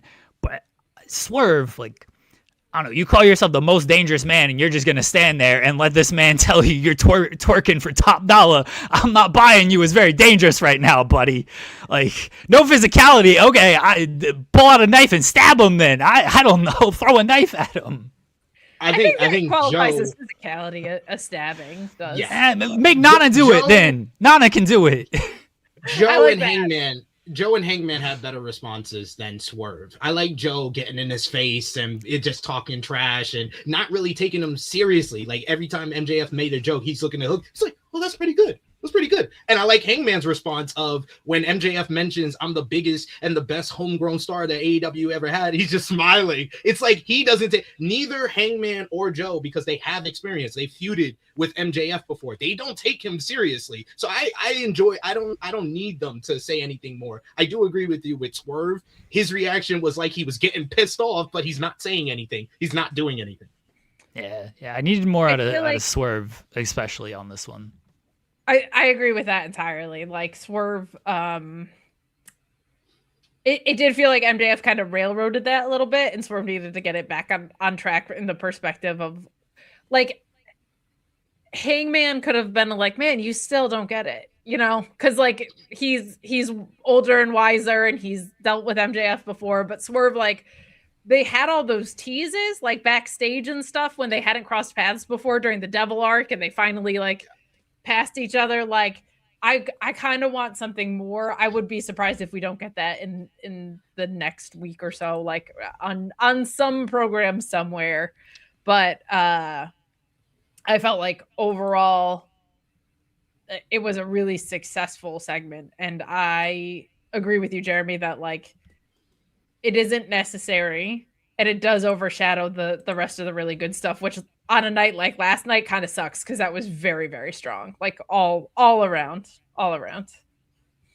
Yeah. I think the vast majority of people are positive about this segment and what MJF's inclusion in the triple threat, because the triple threat was going to be a rematch from last year's Revolution, and I think that was like a struggle for a lot of people. And like you said, there was other great parts of the promo. Like I enjoyed Swerve, like I said earlier, Swerve explaining why he's been working with Hangman, that it had nothing to do with him and Hangman being cool now and being partners. It's all about the AEW World Championship. It's an end to a means. We have this weird mutual respect, but it's not going that much farther. And I like the fact that MJF comes in here and it just has new life to the world title scene, which was kind of in this state of, okay, we're still trying to get used to Joe being the champion. Why did you take the title so early off of Hangman? Now all of those questions are gone because MJF just creates all different questions. Hangman is a coward because he mentioned, I was going to give you a shot, Joe. I was going to give you a shot, Swerve. I was going to give Will Ospreay a shot. He's running from Bryan Danielson, who also helped him at All In. And was he going to give Bryan Danielson a shot? Well, Bryan's technically retired. Any of that smoke. Well, get his ass out of retirement, Hangman Page. You know, he helped you win that match. You owe that to him. I mean, he doesn't now because he lost the title, but he didn't mention Bryan Danielson. Mentioned everybody else who helped him. Didn't mention Dave. Fine, give Blue Panther the shot. He wore a Blue Panther mask during all of this. I was going to give Blue Panther a shot at this title. Cowardly of Hangman Page. Coward shit by Hangman Page, not giving Bryan Danielson, mentioning him for this title shot out here. What I also liked about this segment is I feel like I don't know who's going to walk out with the world title. Like I wouldn't be stunned if Joe loses it. I wouldn't be stunned if anybody that was in it won it. Like it's cool because I have inclinations about who I think might emerge with it, but like we haven't had an unpredictable title picture in the world title scene in a long time on a lot of wrestling programs. So to do a shock win for Joe, and then like I could see Swerve walking out champion. I could see Hangman winning it back. I could see MJF stealing one here. Like I could see Joe retaining. I think that's cool. I like that the seeds of doubt that got planted actually cast some doubt here. I think MJF's winning just so they can use it as an excuse to give him another diamond ring when he faces He's going to do Bandito diamond ring versus world title. Yeah, the diamond ring versus championship. That's like, this is what I said on the show yesterday, that this is what they were setting up here. And I was proven correct that MJF did return during this segment and not part of the Battle Royal or anything. So I'm sticking by my original prediction that he wins the title and then they're going to do diamond ring and world title at Maximum Carnage. So MJF for the sixth year, he gets this. Yeah, 7th. Yeah, he gets this diamond ring. That's where I'm going. Bandito wins it. Let's go. Yeah, well, I mean, a Bandito MJF match would be Bandito, good. Yeah, Bandito and MJF, that could be a lot of fun. I do agree with that. I thought Brody King was gonna win, the battle royal, be the final two, and then win the diamond ring. Because again, my original prediction was MJF winning the title, so I thought Brody King and MJF would be a good Dynamite main event with the title versus ring. I was a person off with it being Bandito if he ends up defeating Ricochet, which we'll see, because they can do like Bandito and Swerve, obviously. Ricochet and Swerve, you can run back to that if you want to. I mean, that put Ricochet on the map as a heel. So Ricochet with the diamond ring, Swerve with the title. I'm not mad at that if that's the direction they go. But I think it's going to be Bandito and MJF. Final answer. Use AI to say it was Brodito, and then you won't be wrong. Hey. You know what I mean? You're like one half of Brodito. I said Brody King. I really like Brodito. I even like the demand. I liked a lot of people in that matchup. That matchup fucking sucked. It was booked like a reverse battle royal. I was watching a reverse battle royal. It was very bad. I was wondering your thoughts on it, SP3, because I'm watching it and I'm like, is this a battle royal or is this like a casino gauntlet almost, where like people are just like coming in and you're doing like a little 1-on-1 match or a 2-on-1 or a 2-on-2, and then hey, everybody roll out of the ring so more people can do their spots, but then when there's time for the elimination, get you in the ring so we can eliminate you. Everybody get in the ring so we can have the moment where it's the final 5 and the 2 heels drop the 2 baby faces, and then at the end we're all gonna be outside, so Ricochet and Bandito have to come back inside the ring. Yeah, it was not well produced at all. I want to give them some credit for like doing something different, because that was not the typical structure of a battle royal. And so they're like, oh well, let's basically make it a series of singles, again, like a gauntlet match. Let's just make it a series of singles matches, and so that way there's more action instead of the usual battle royal kind of tropes of, hey, pretend you're being eliminated in the corner when everyone knows that you're not. Like, I give them credit there, but at the same time, like, it just made for an awkward battle royal where it's like, this actually doesn't have structure. Like, you think you're structuring something and telling stories here, but you're actually like kind of ruining the structure of a battle royal by doing this. And I didn't know what you guys thought about it, but I was a little down on it as well. I feel like when you get this far into wrestling and you haven't seen something before, it's because one of two things, and it's someone hasn't been ballsy enough to do it one way, or somebody doesn't do it that way because it doesn't work. And this, unfortunately, I think was both. Like, I think it was gutsy to try and structure something different, but it's one of those things where you're like, oh, there's a reason battle royals are constructed the way they are. It's because like it felt like a Bugs Bunny cartoon. Like, it was like a singles match and a singles match and a singles match. Like, it didn't quite fit a wrestling construct, I don't think. No, I did not like this at all. I thought this was objectively the worst thing on the show last night. I enjoyed pretty much everything else, especially the Continental Classic matches. We had Jon Moxley versus Roddy Strong in the opener. Very good opener to the show, with both men kind of playing off the desperation because a loss meant they were eliminated from the tournament. Moxley picking up the win with the Death Rider. Then you had, in my opinion, the best match on the show was Pac and Kyle Fletcher, because that was just two guys going out there. And to see Pac, who's been a heel for so long, be the babyface of the matchup because they're in the UK, was great to see, and how they built up to that Black Arrow finish. He went for that Black Arrow like 2-3 times before he was actually able to hit it, and that made it so much more satisfying when he hits a freaking super poison Rana and then hits the Black Arrow right after it. Perfect finish to the matchup. And I thought Orange Cassidy and Masquerada Dorada was a great babyface versus babyface matchup, and you really got to see the lucha libre background of Orange Cassidy, and I think this set the record for most arm drags in an AEW Dynamite matchup. I love that Orange Cassidy just did the slow lucha spots. Yes, he did the I was like, step. I was like, this rules, because you can try to keep up with Mascara Dorada. It's very difficult. You can try, but also we just watched. I know it wasn't the match before, but on this same show, you had Pac and Fletcher. It's like, well, they're going 100 miles an hour in this match, so you can try to go 100 miles an hour. It's not going to be as good as Pac and Fletcher, and that's no knock on Dorada and Orange Cassidy. That's just their styles are not going to keep up with Pac and Fletcher. So Orange Cassidy's like, all right, let's just do something completely different then, and I will do everything in a more slow motion, and we'll just have a change of pace with this. So I did love that from Orange Cassidy. He's so good. I love Orange Cassidy. I feel like he doesn't get enough credits for how good specifically his instincts are with this character. Like, people talk about like the character and him being great in the ring, but like he just, that like unteachable instinct thing is so evident with him. And because it's used for comedic effect, I don't know if people always catch on to like just how good and clever he can be with stuff like that. So, you guys know the Douglas lore on this show, right? With someone like Fletcher and Pac are just absolute Douglases.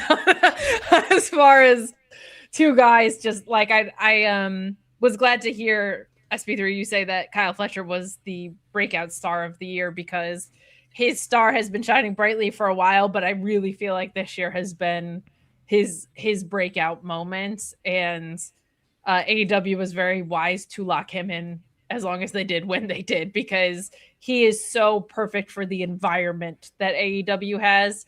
And I feel like, blessedly, the Pillars conversation has desperately faded away, and I think it's important that it did, because that was getting very old.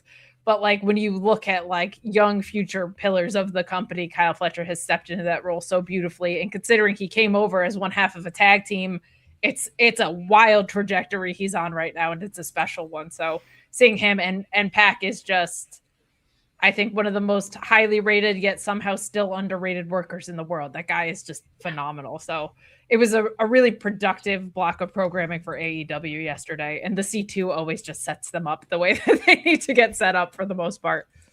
I think that's the major part of why I think that AEW is in a better place than it was like last month or the month before that, especially going into like Full Gear and Wrestle Dream. I thought those were weaker builds in comparison to the All In builds and the Double or Nothing builds. Even the Forbidden Door build and All Out builds were stronger than those two builds. So I think the C2 has brought, like, Tony Khan has broken out of his NFL lull, and he's actually paying attention again, and he's able to come out with these banger matches and just letting Pac be Pac. I just found that to be great. I watched that match back earlier today because it was so good. I was like, oh man, the different spots, like the half and half on the floor, like I said, the Poison Rana, that haluva kick to the legs of Pac when he's standing on the top rope was so scary. Pac could have landed horribly off of that. I was like, that is dangerous as hell, but I loved it. And I agree with the chat. Like, Kyle Fletcher easily has been the MVP of the C2 so far. Jon Moxley erasure there. Moxley's been great. I loved his promo as well. That babyface promo, that's a full-on babyface promo. I saw different accounts mentioning it, and I did get that as well. It's kind of like he has basically accepted his fate. He knows what's going to happen. He's going to leave it all in the ring in this tournament, but he knows if he don't walk away with a win from this tournament, these guys, these assassins are finally going to take me to the back room like I'm Joe Pesci in Goodfellas.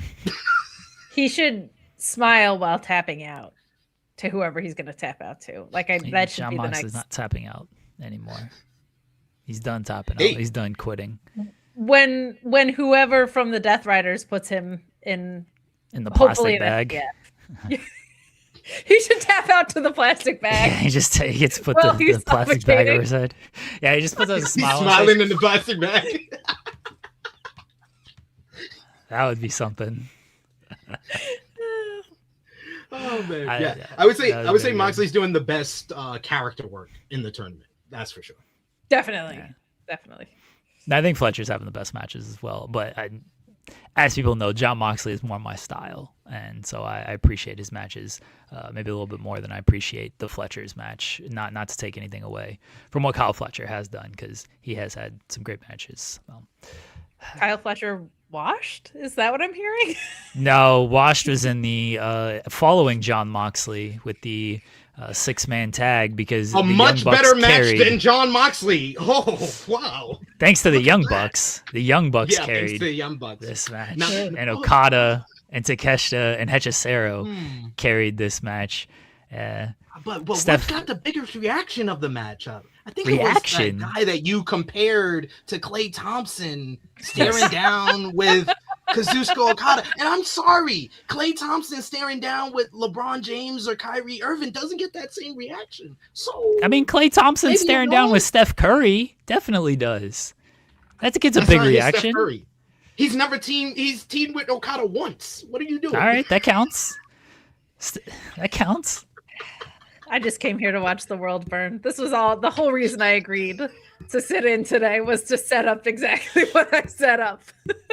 Yeah, when Klay Thompson returns to Golden State, gets a huge reaction. That's all this is, nostalgia. Oh, Kenny and Okada, because we haven't seen that before. It's like when Klay is back on the floor with the Warriors. It's all nostalgia. Oh, we've seen it. Let's live off of the nostalgia here.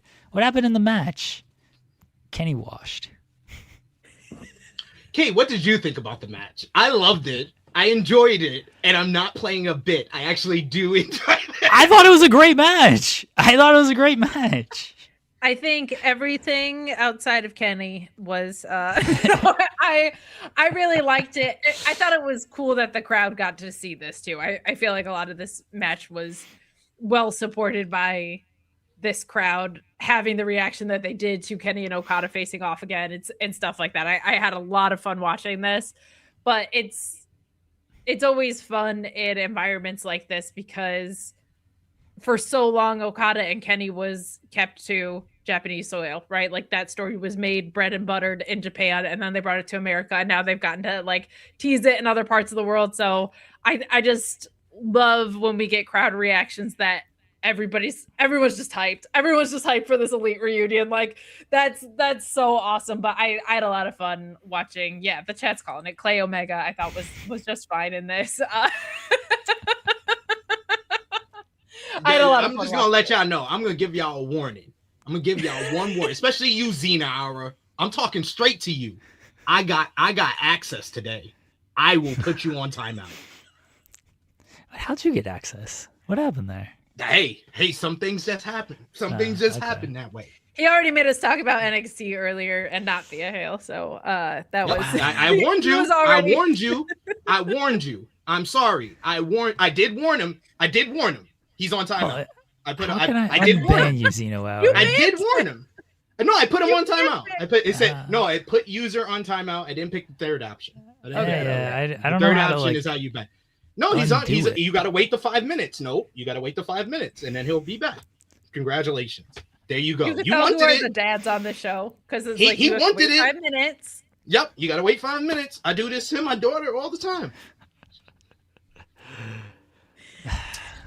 Yeah, Kenny just going for the nostalgia pops. Oh, let me face off with Okada. Let me do the Snapdragons. Let me do the Terminator. He was great with those Snapdragons. Snapdragons Loved it. were Loved really the good. reversal Snapdragon to the rain in to the wrestling. Rainmaker. That was great. He was awesome in this matchup. So were the Bucks. The Bucks were the highlight of the matchup, and the Okada Takeshita growing rivalry, which I love. Hechicero trying to keep the peace and like crying, like, please, guys, I'm trying to make money, please.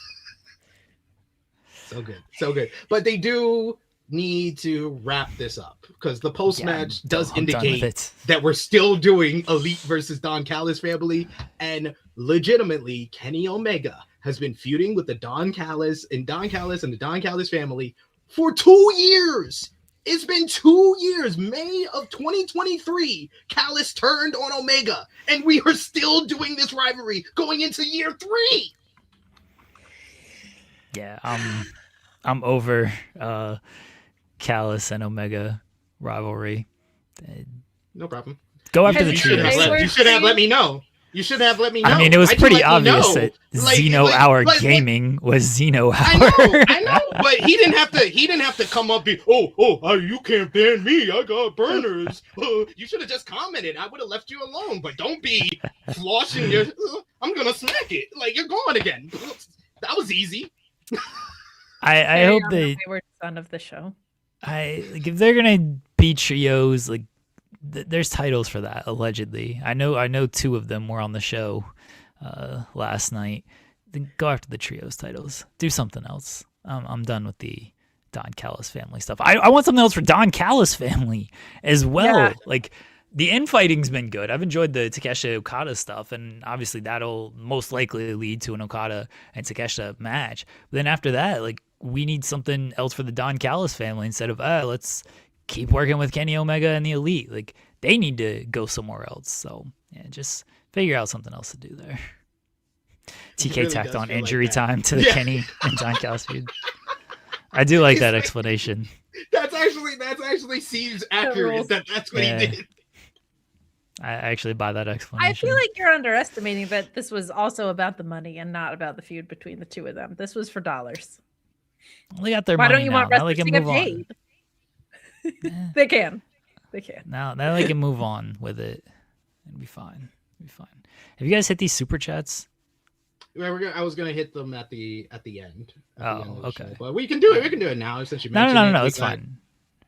We got Delayed Graps who mentioned my comment from earlier because Kate earlier, Jeremy said that the Vision was trying to be the Death Riders, and then I brought up the fact that the Death Riders were trying to be the Bloodline, and then I said the Bloodline was trying to be the NWO, so it's all wrestling inception.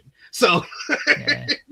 thank you for Pretty that much. that super chat donation, Delayed Graps. There's so much hair in the bloodline, though. Nobody's doing a I shaved my head black hoodie revealed with the bloodline. You know what I'm saying? So it's a little different. But that's how things evolve. Yeah, Jimmy didn't shave his head when he turned on Jay. That's what they were missing. Jimmy needed a shaved head off of that. So basically, the hoodie reveal, pulling up your hoodie, is the new rip off your shirt and you have an NWO shirt on. Yeah. Because that's the original of the reveal. I'm helping out this member of a group, and now the new generation 2025 is hoodie up. Yeah. I said this online, like whatever promotion in 2026 bans black hoodie reveals is my promotion of the year. Do something else. Be creative. It's gonna be white Dare to hoodie do reveals. That's what someone was like. I know it should be navy blue by now. Yeah. Like, yeah. They're just gonna change the color of the hoodie. Is all they're gonna That's do. It's still gonna be a hoodie especially reveal. when it's a reveal and the person under it doesn't really like. We either already knew who it was or it doesn't fully matter. I was like, no. None of them matter. I like when was like the last like good reveal off of this? Like one that like was actually like, oh shit, didn't really see that one coming. Jamie Hayter. Like forever. I was there for ago. that.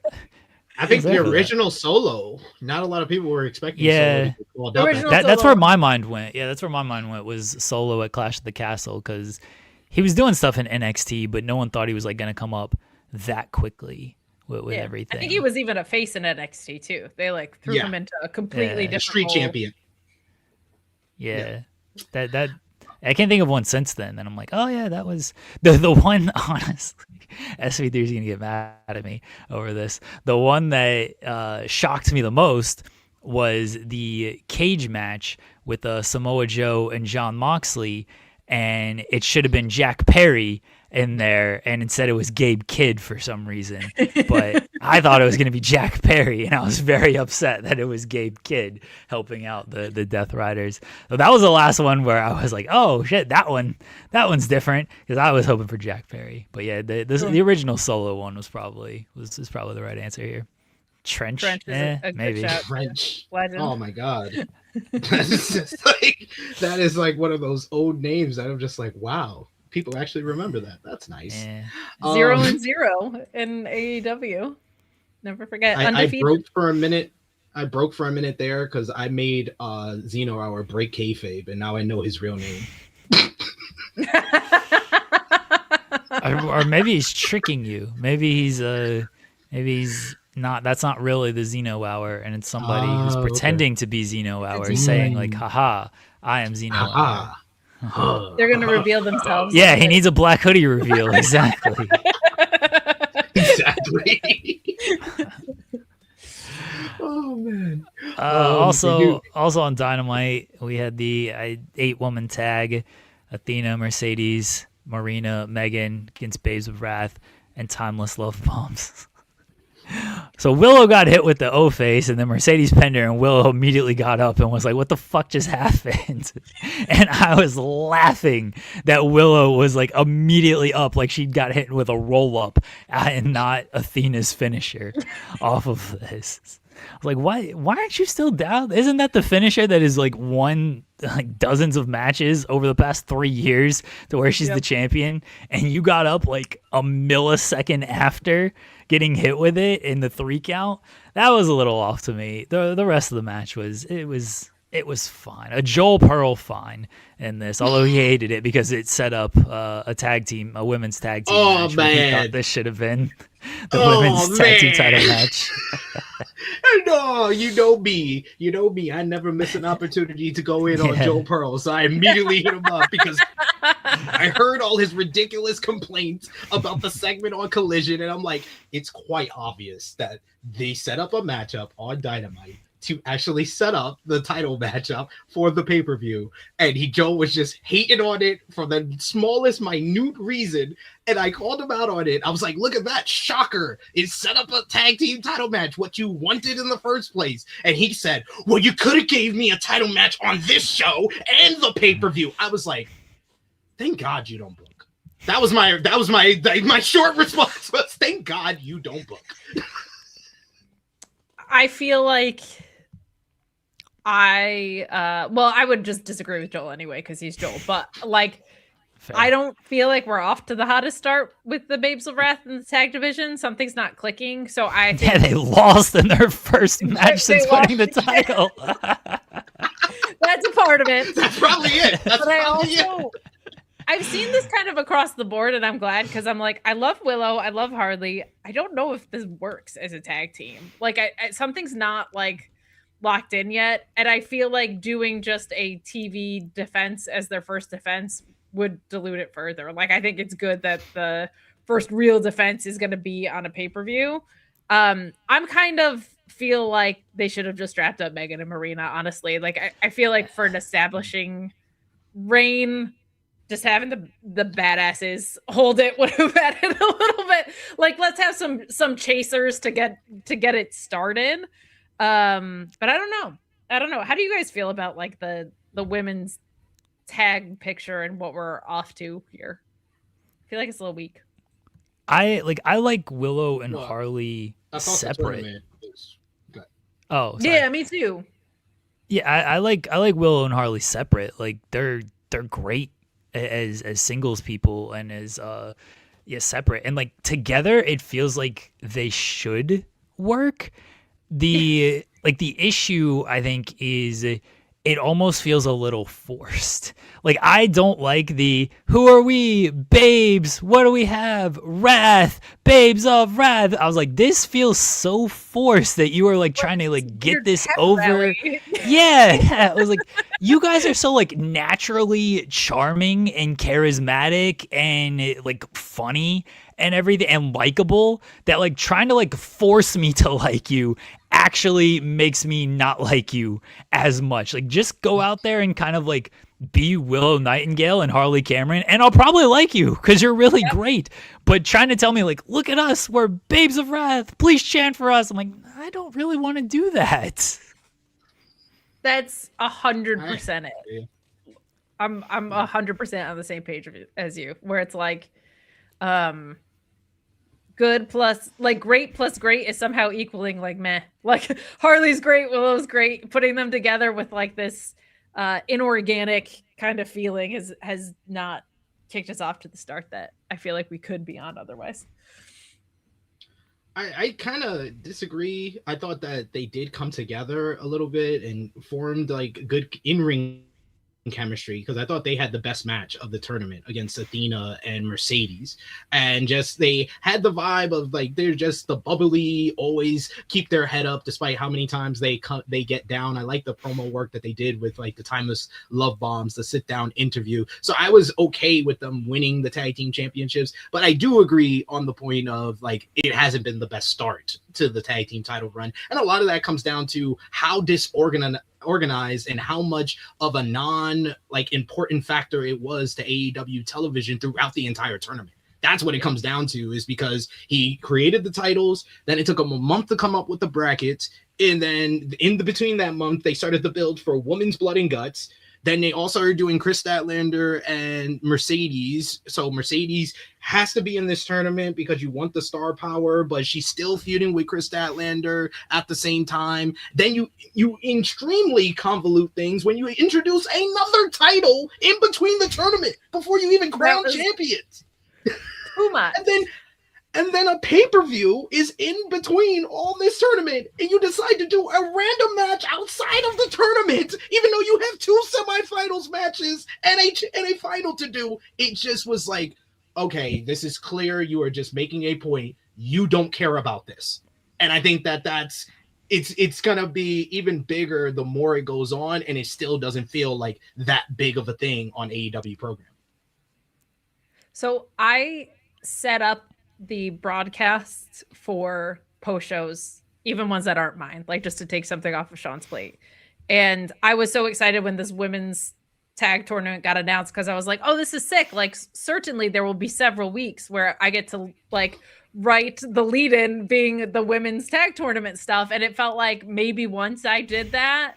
So it's like things like that where it's not even the main talking point and you're introducing something that people have been asking about for months, if not years, realistically at this point, I think is like how you know it was kind of a miss, is where it's like it's the second or third thing consistently pretty much every night.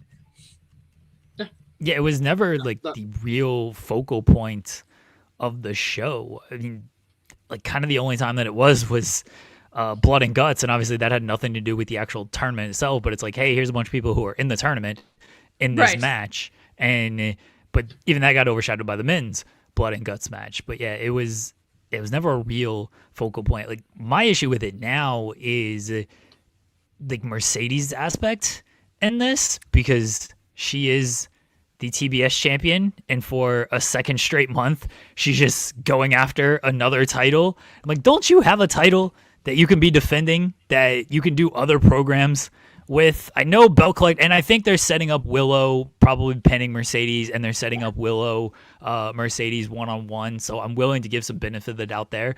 But at the same time, second straight month, Mercedes, who is a champion, is going after a different title instead of there being a focus on someone trying to dethrone Mercedes, because it feels like that should be the focus right now after she just lost to Statlander and she lost the title to Red Velvet. Like, I'd be jumping at the bit of like, hey, you're kind of weak right now. I want your title right now. You're kind of in a downswing, so I want to go after you. And instead, that's not the story. At least not yet. I think they will get there. I wish it wasn't 2 straight months of her not defending this title. And you're underestimating things, because it's actually 3 straight months, because if you remember, she did an open challenge at Wrestle Dream to get someone else's title. She put up her title. Yeah, that was against Mina. Yeah, so it's 3 straight months. Yeah. And in fairness, like, her title was on the line in that, but yes, it was not an actual like program. It was an open challenge. Yeah, I forgot all about that, but yeah, we established earlier that she has not had a feud since February with Harley Cameron over the TBS title. It's compounded too by the fact that like on 2 different pay-per-views it was world titles as well. So it's like you didn't even have separation, right? Like she faced Tony and Chris, so you didn't even have like the significance of the title was overshadowed by the fact that the world title was also in play. So that's a little tricky, or she was at least facing the world champion in those circumstances.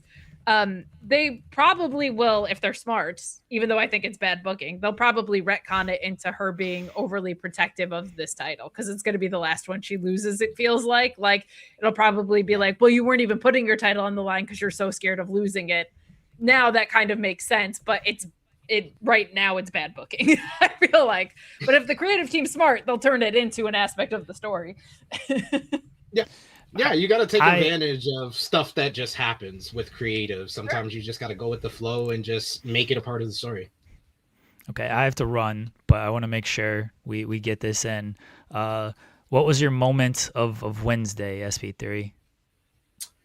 My moment of Wednesday had to be Kenny, by God, Omega, proving why he is still one of the best in the world. Like Steph Curry and LeBron James and Kevin Durant, they still are some of the best in the world on the NBA court. Not like Klay Thompson, who is washed. Kenny Omega still got it. Kate, what was your moment of Wednesday?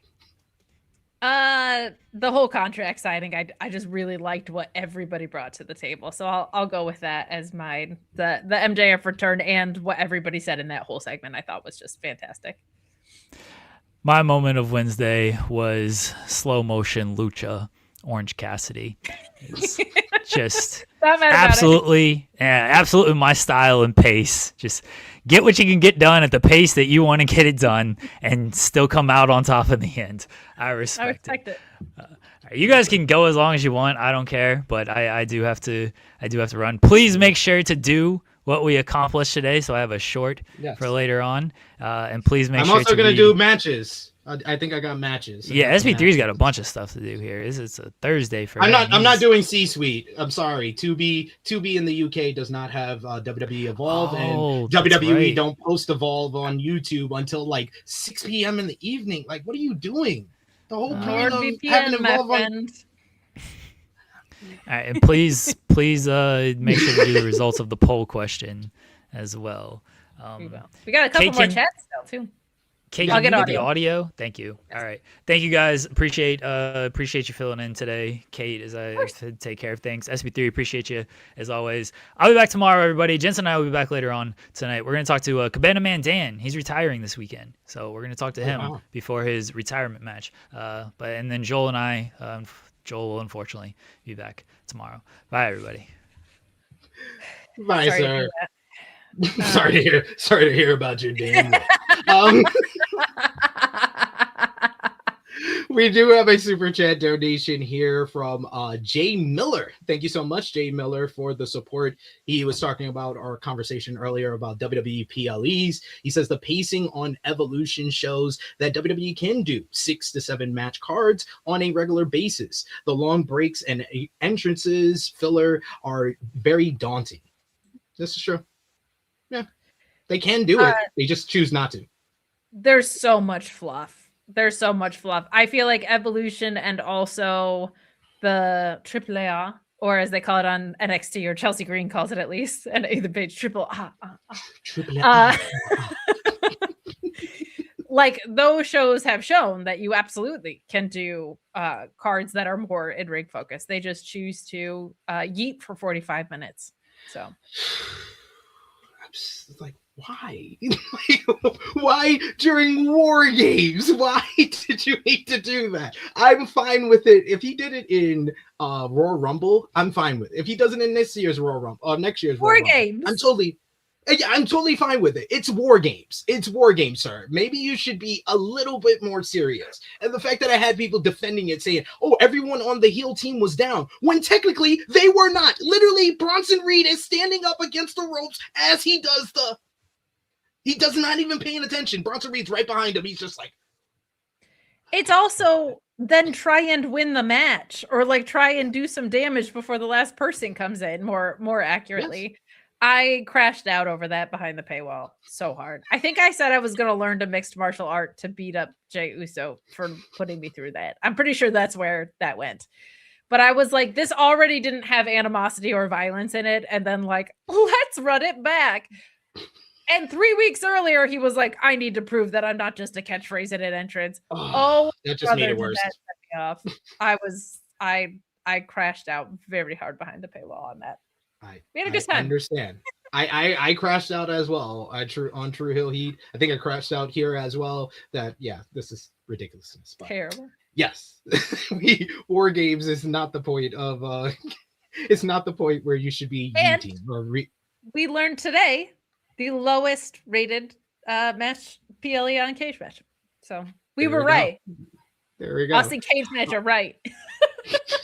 Louisville asking us about show ratings, saying, what are the NWA show ratings? You're going to have to give us more than a $2 super chat donation for that one, pal. You're going to need to give us you're going to need to subscribe at like the $1,000 tier at Fightful Select for that one.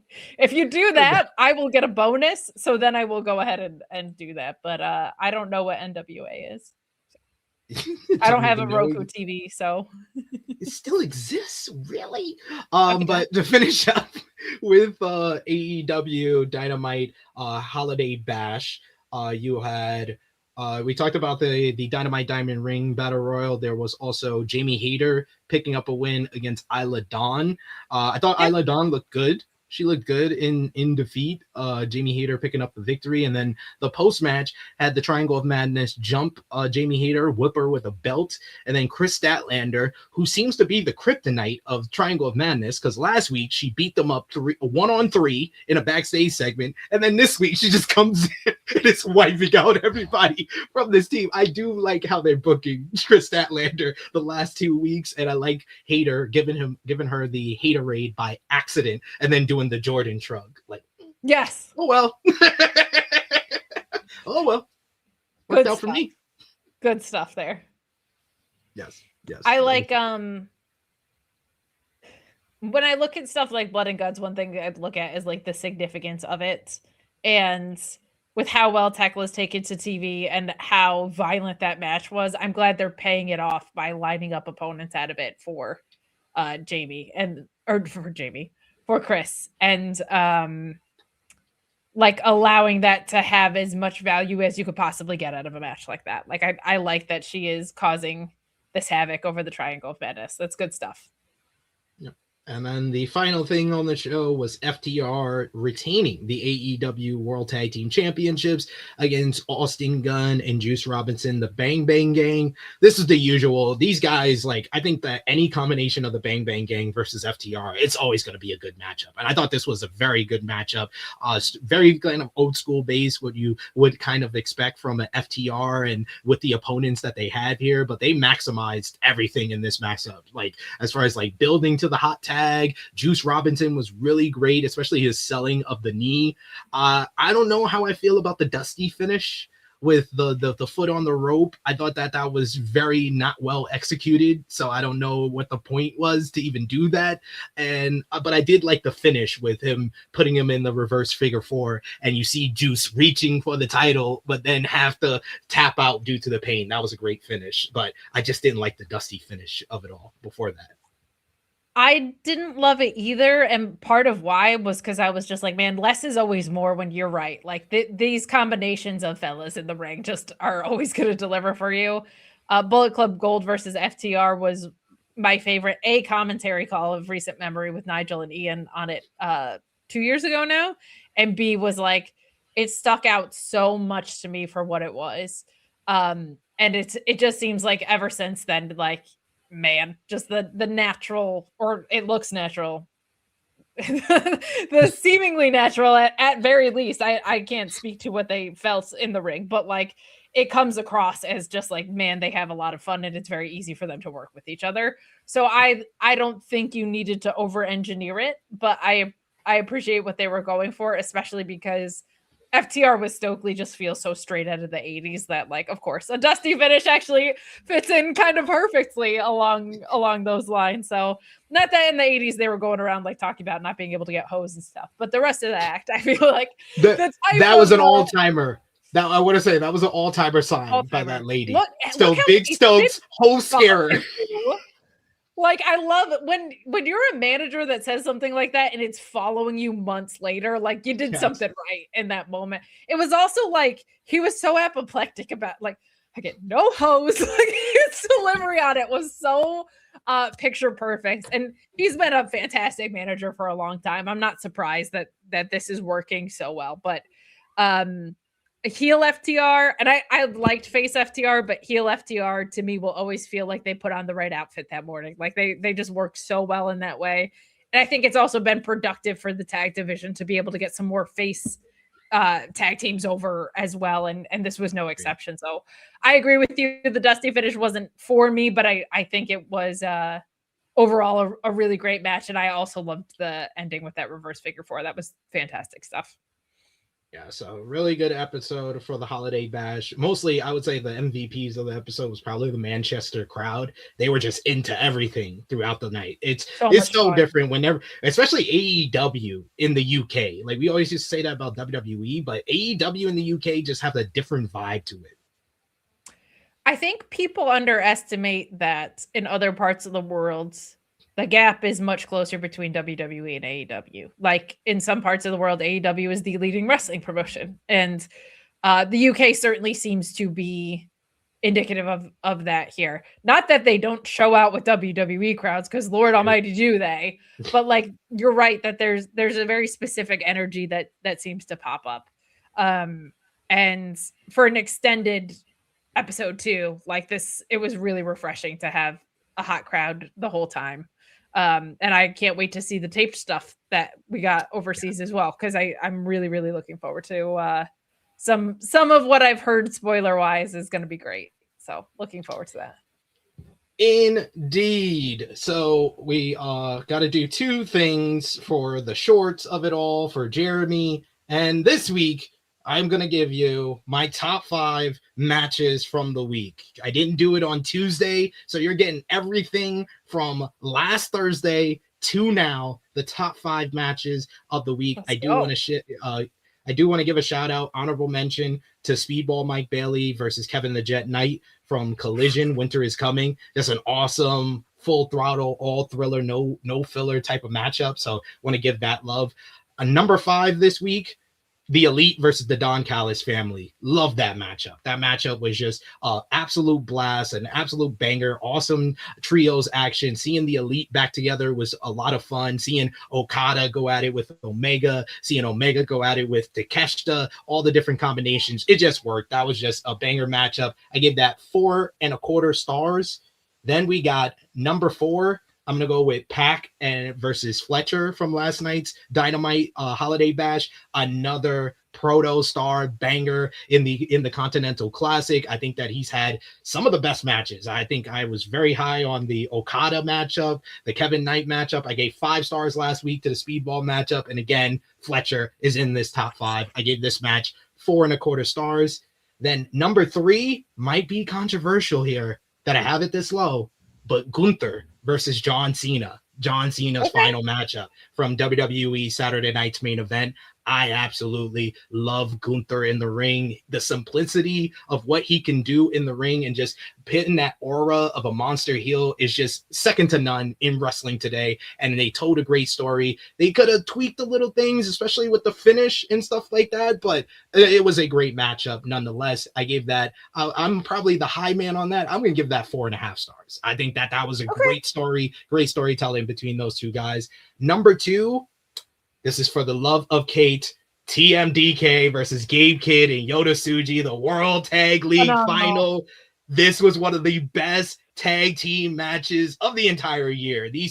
All 4 of these guys gave us an all Japan Pro Wrestling 90s tag team classic in the final of World Tag League. And World Tag League was the best tournament of the year for New Japan Pro Wrestling. G1 had too much House of Torture. Super Junior Tag League was awful. Best of Super Junior was kind of disjointed. World Tag League, it got me excited for New Japan going into 2026. I gave the final 4.5 stars. And number 1 this week, I'm going to go with Kanose Takeshita versus Claudio Castagnoli from Collision. Sure. Winter is Coming. Another banger in the Continental Classic. I like the 30-minute or the 20-minute time limit finish. I give that one 4.5 stars as well. Claudio and Takeshita, when they did, what were those the all title belt specials that they used to do that they stopped doing because they were Battle of the Belts. Yeah, they had that banger in 2022.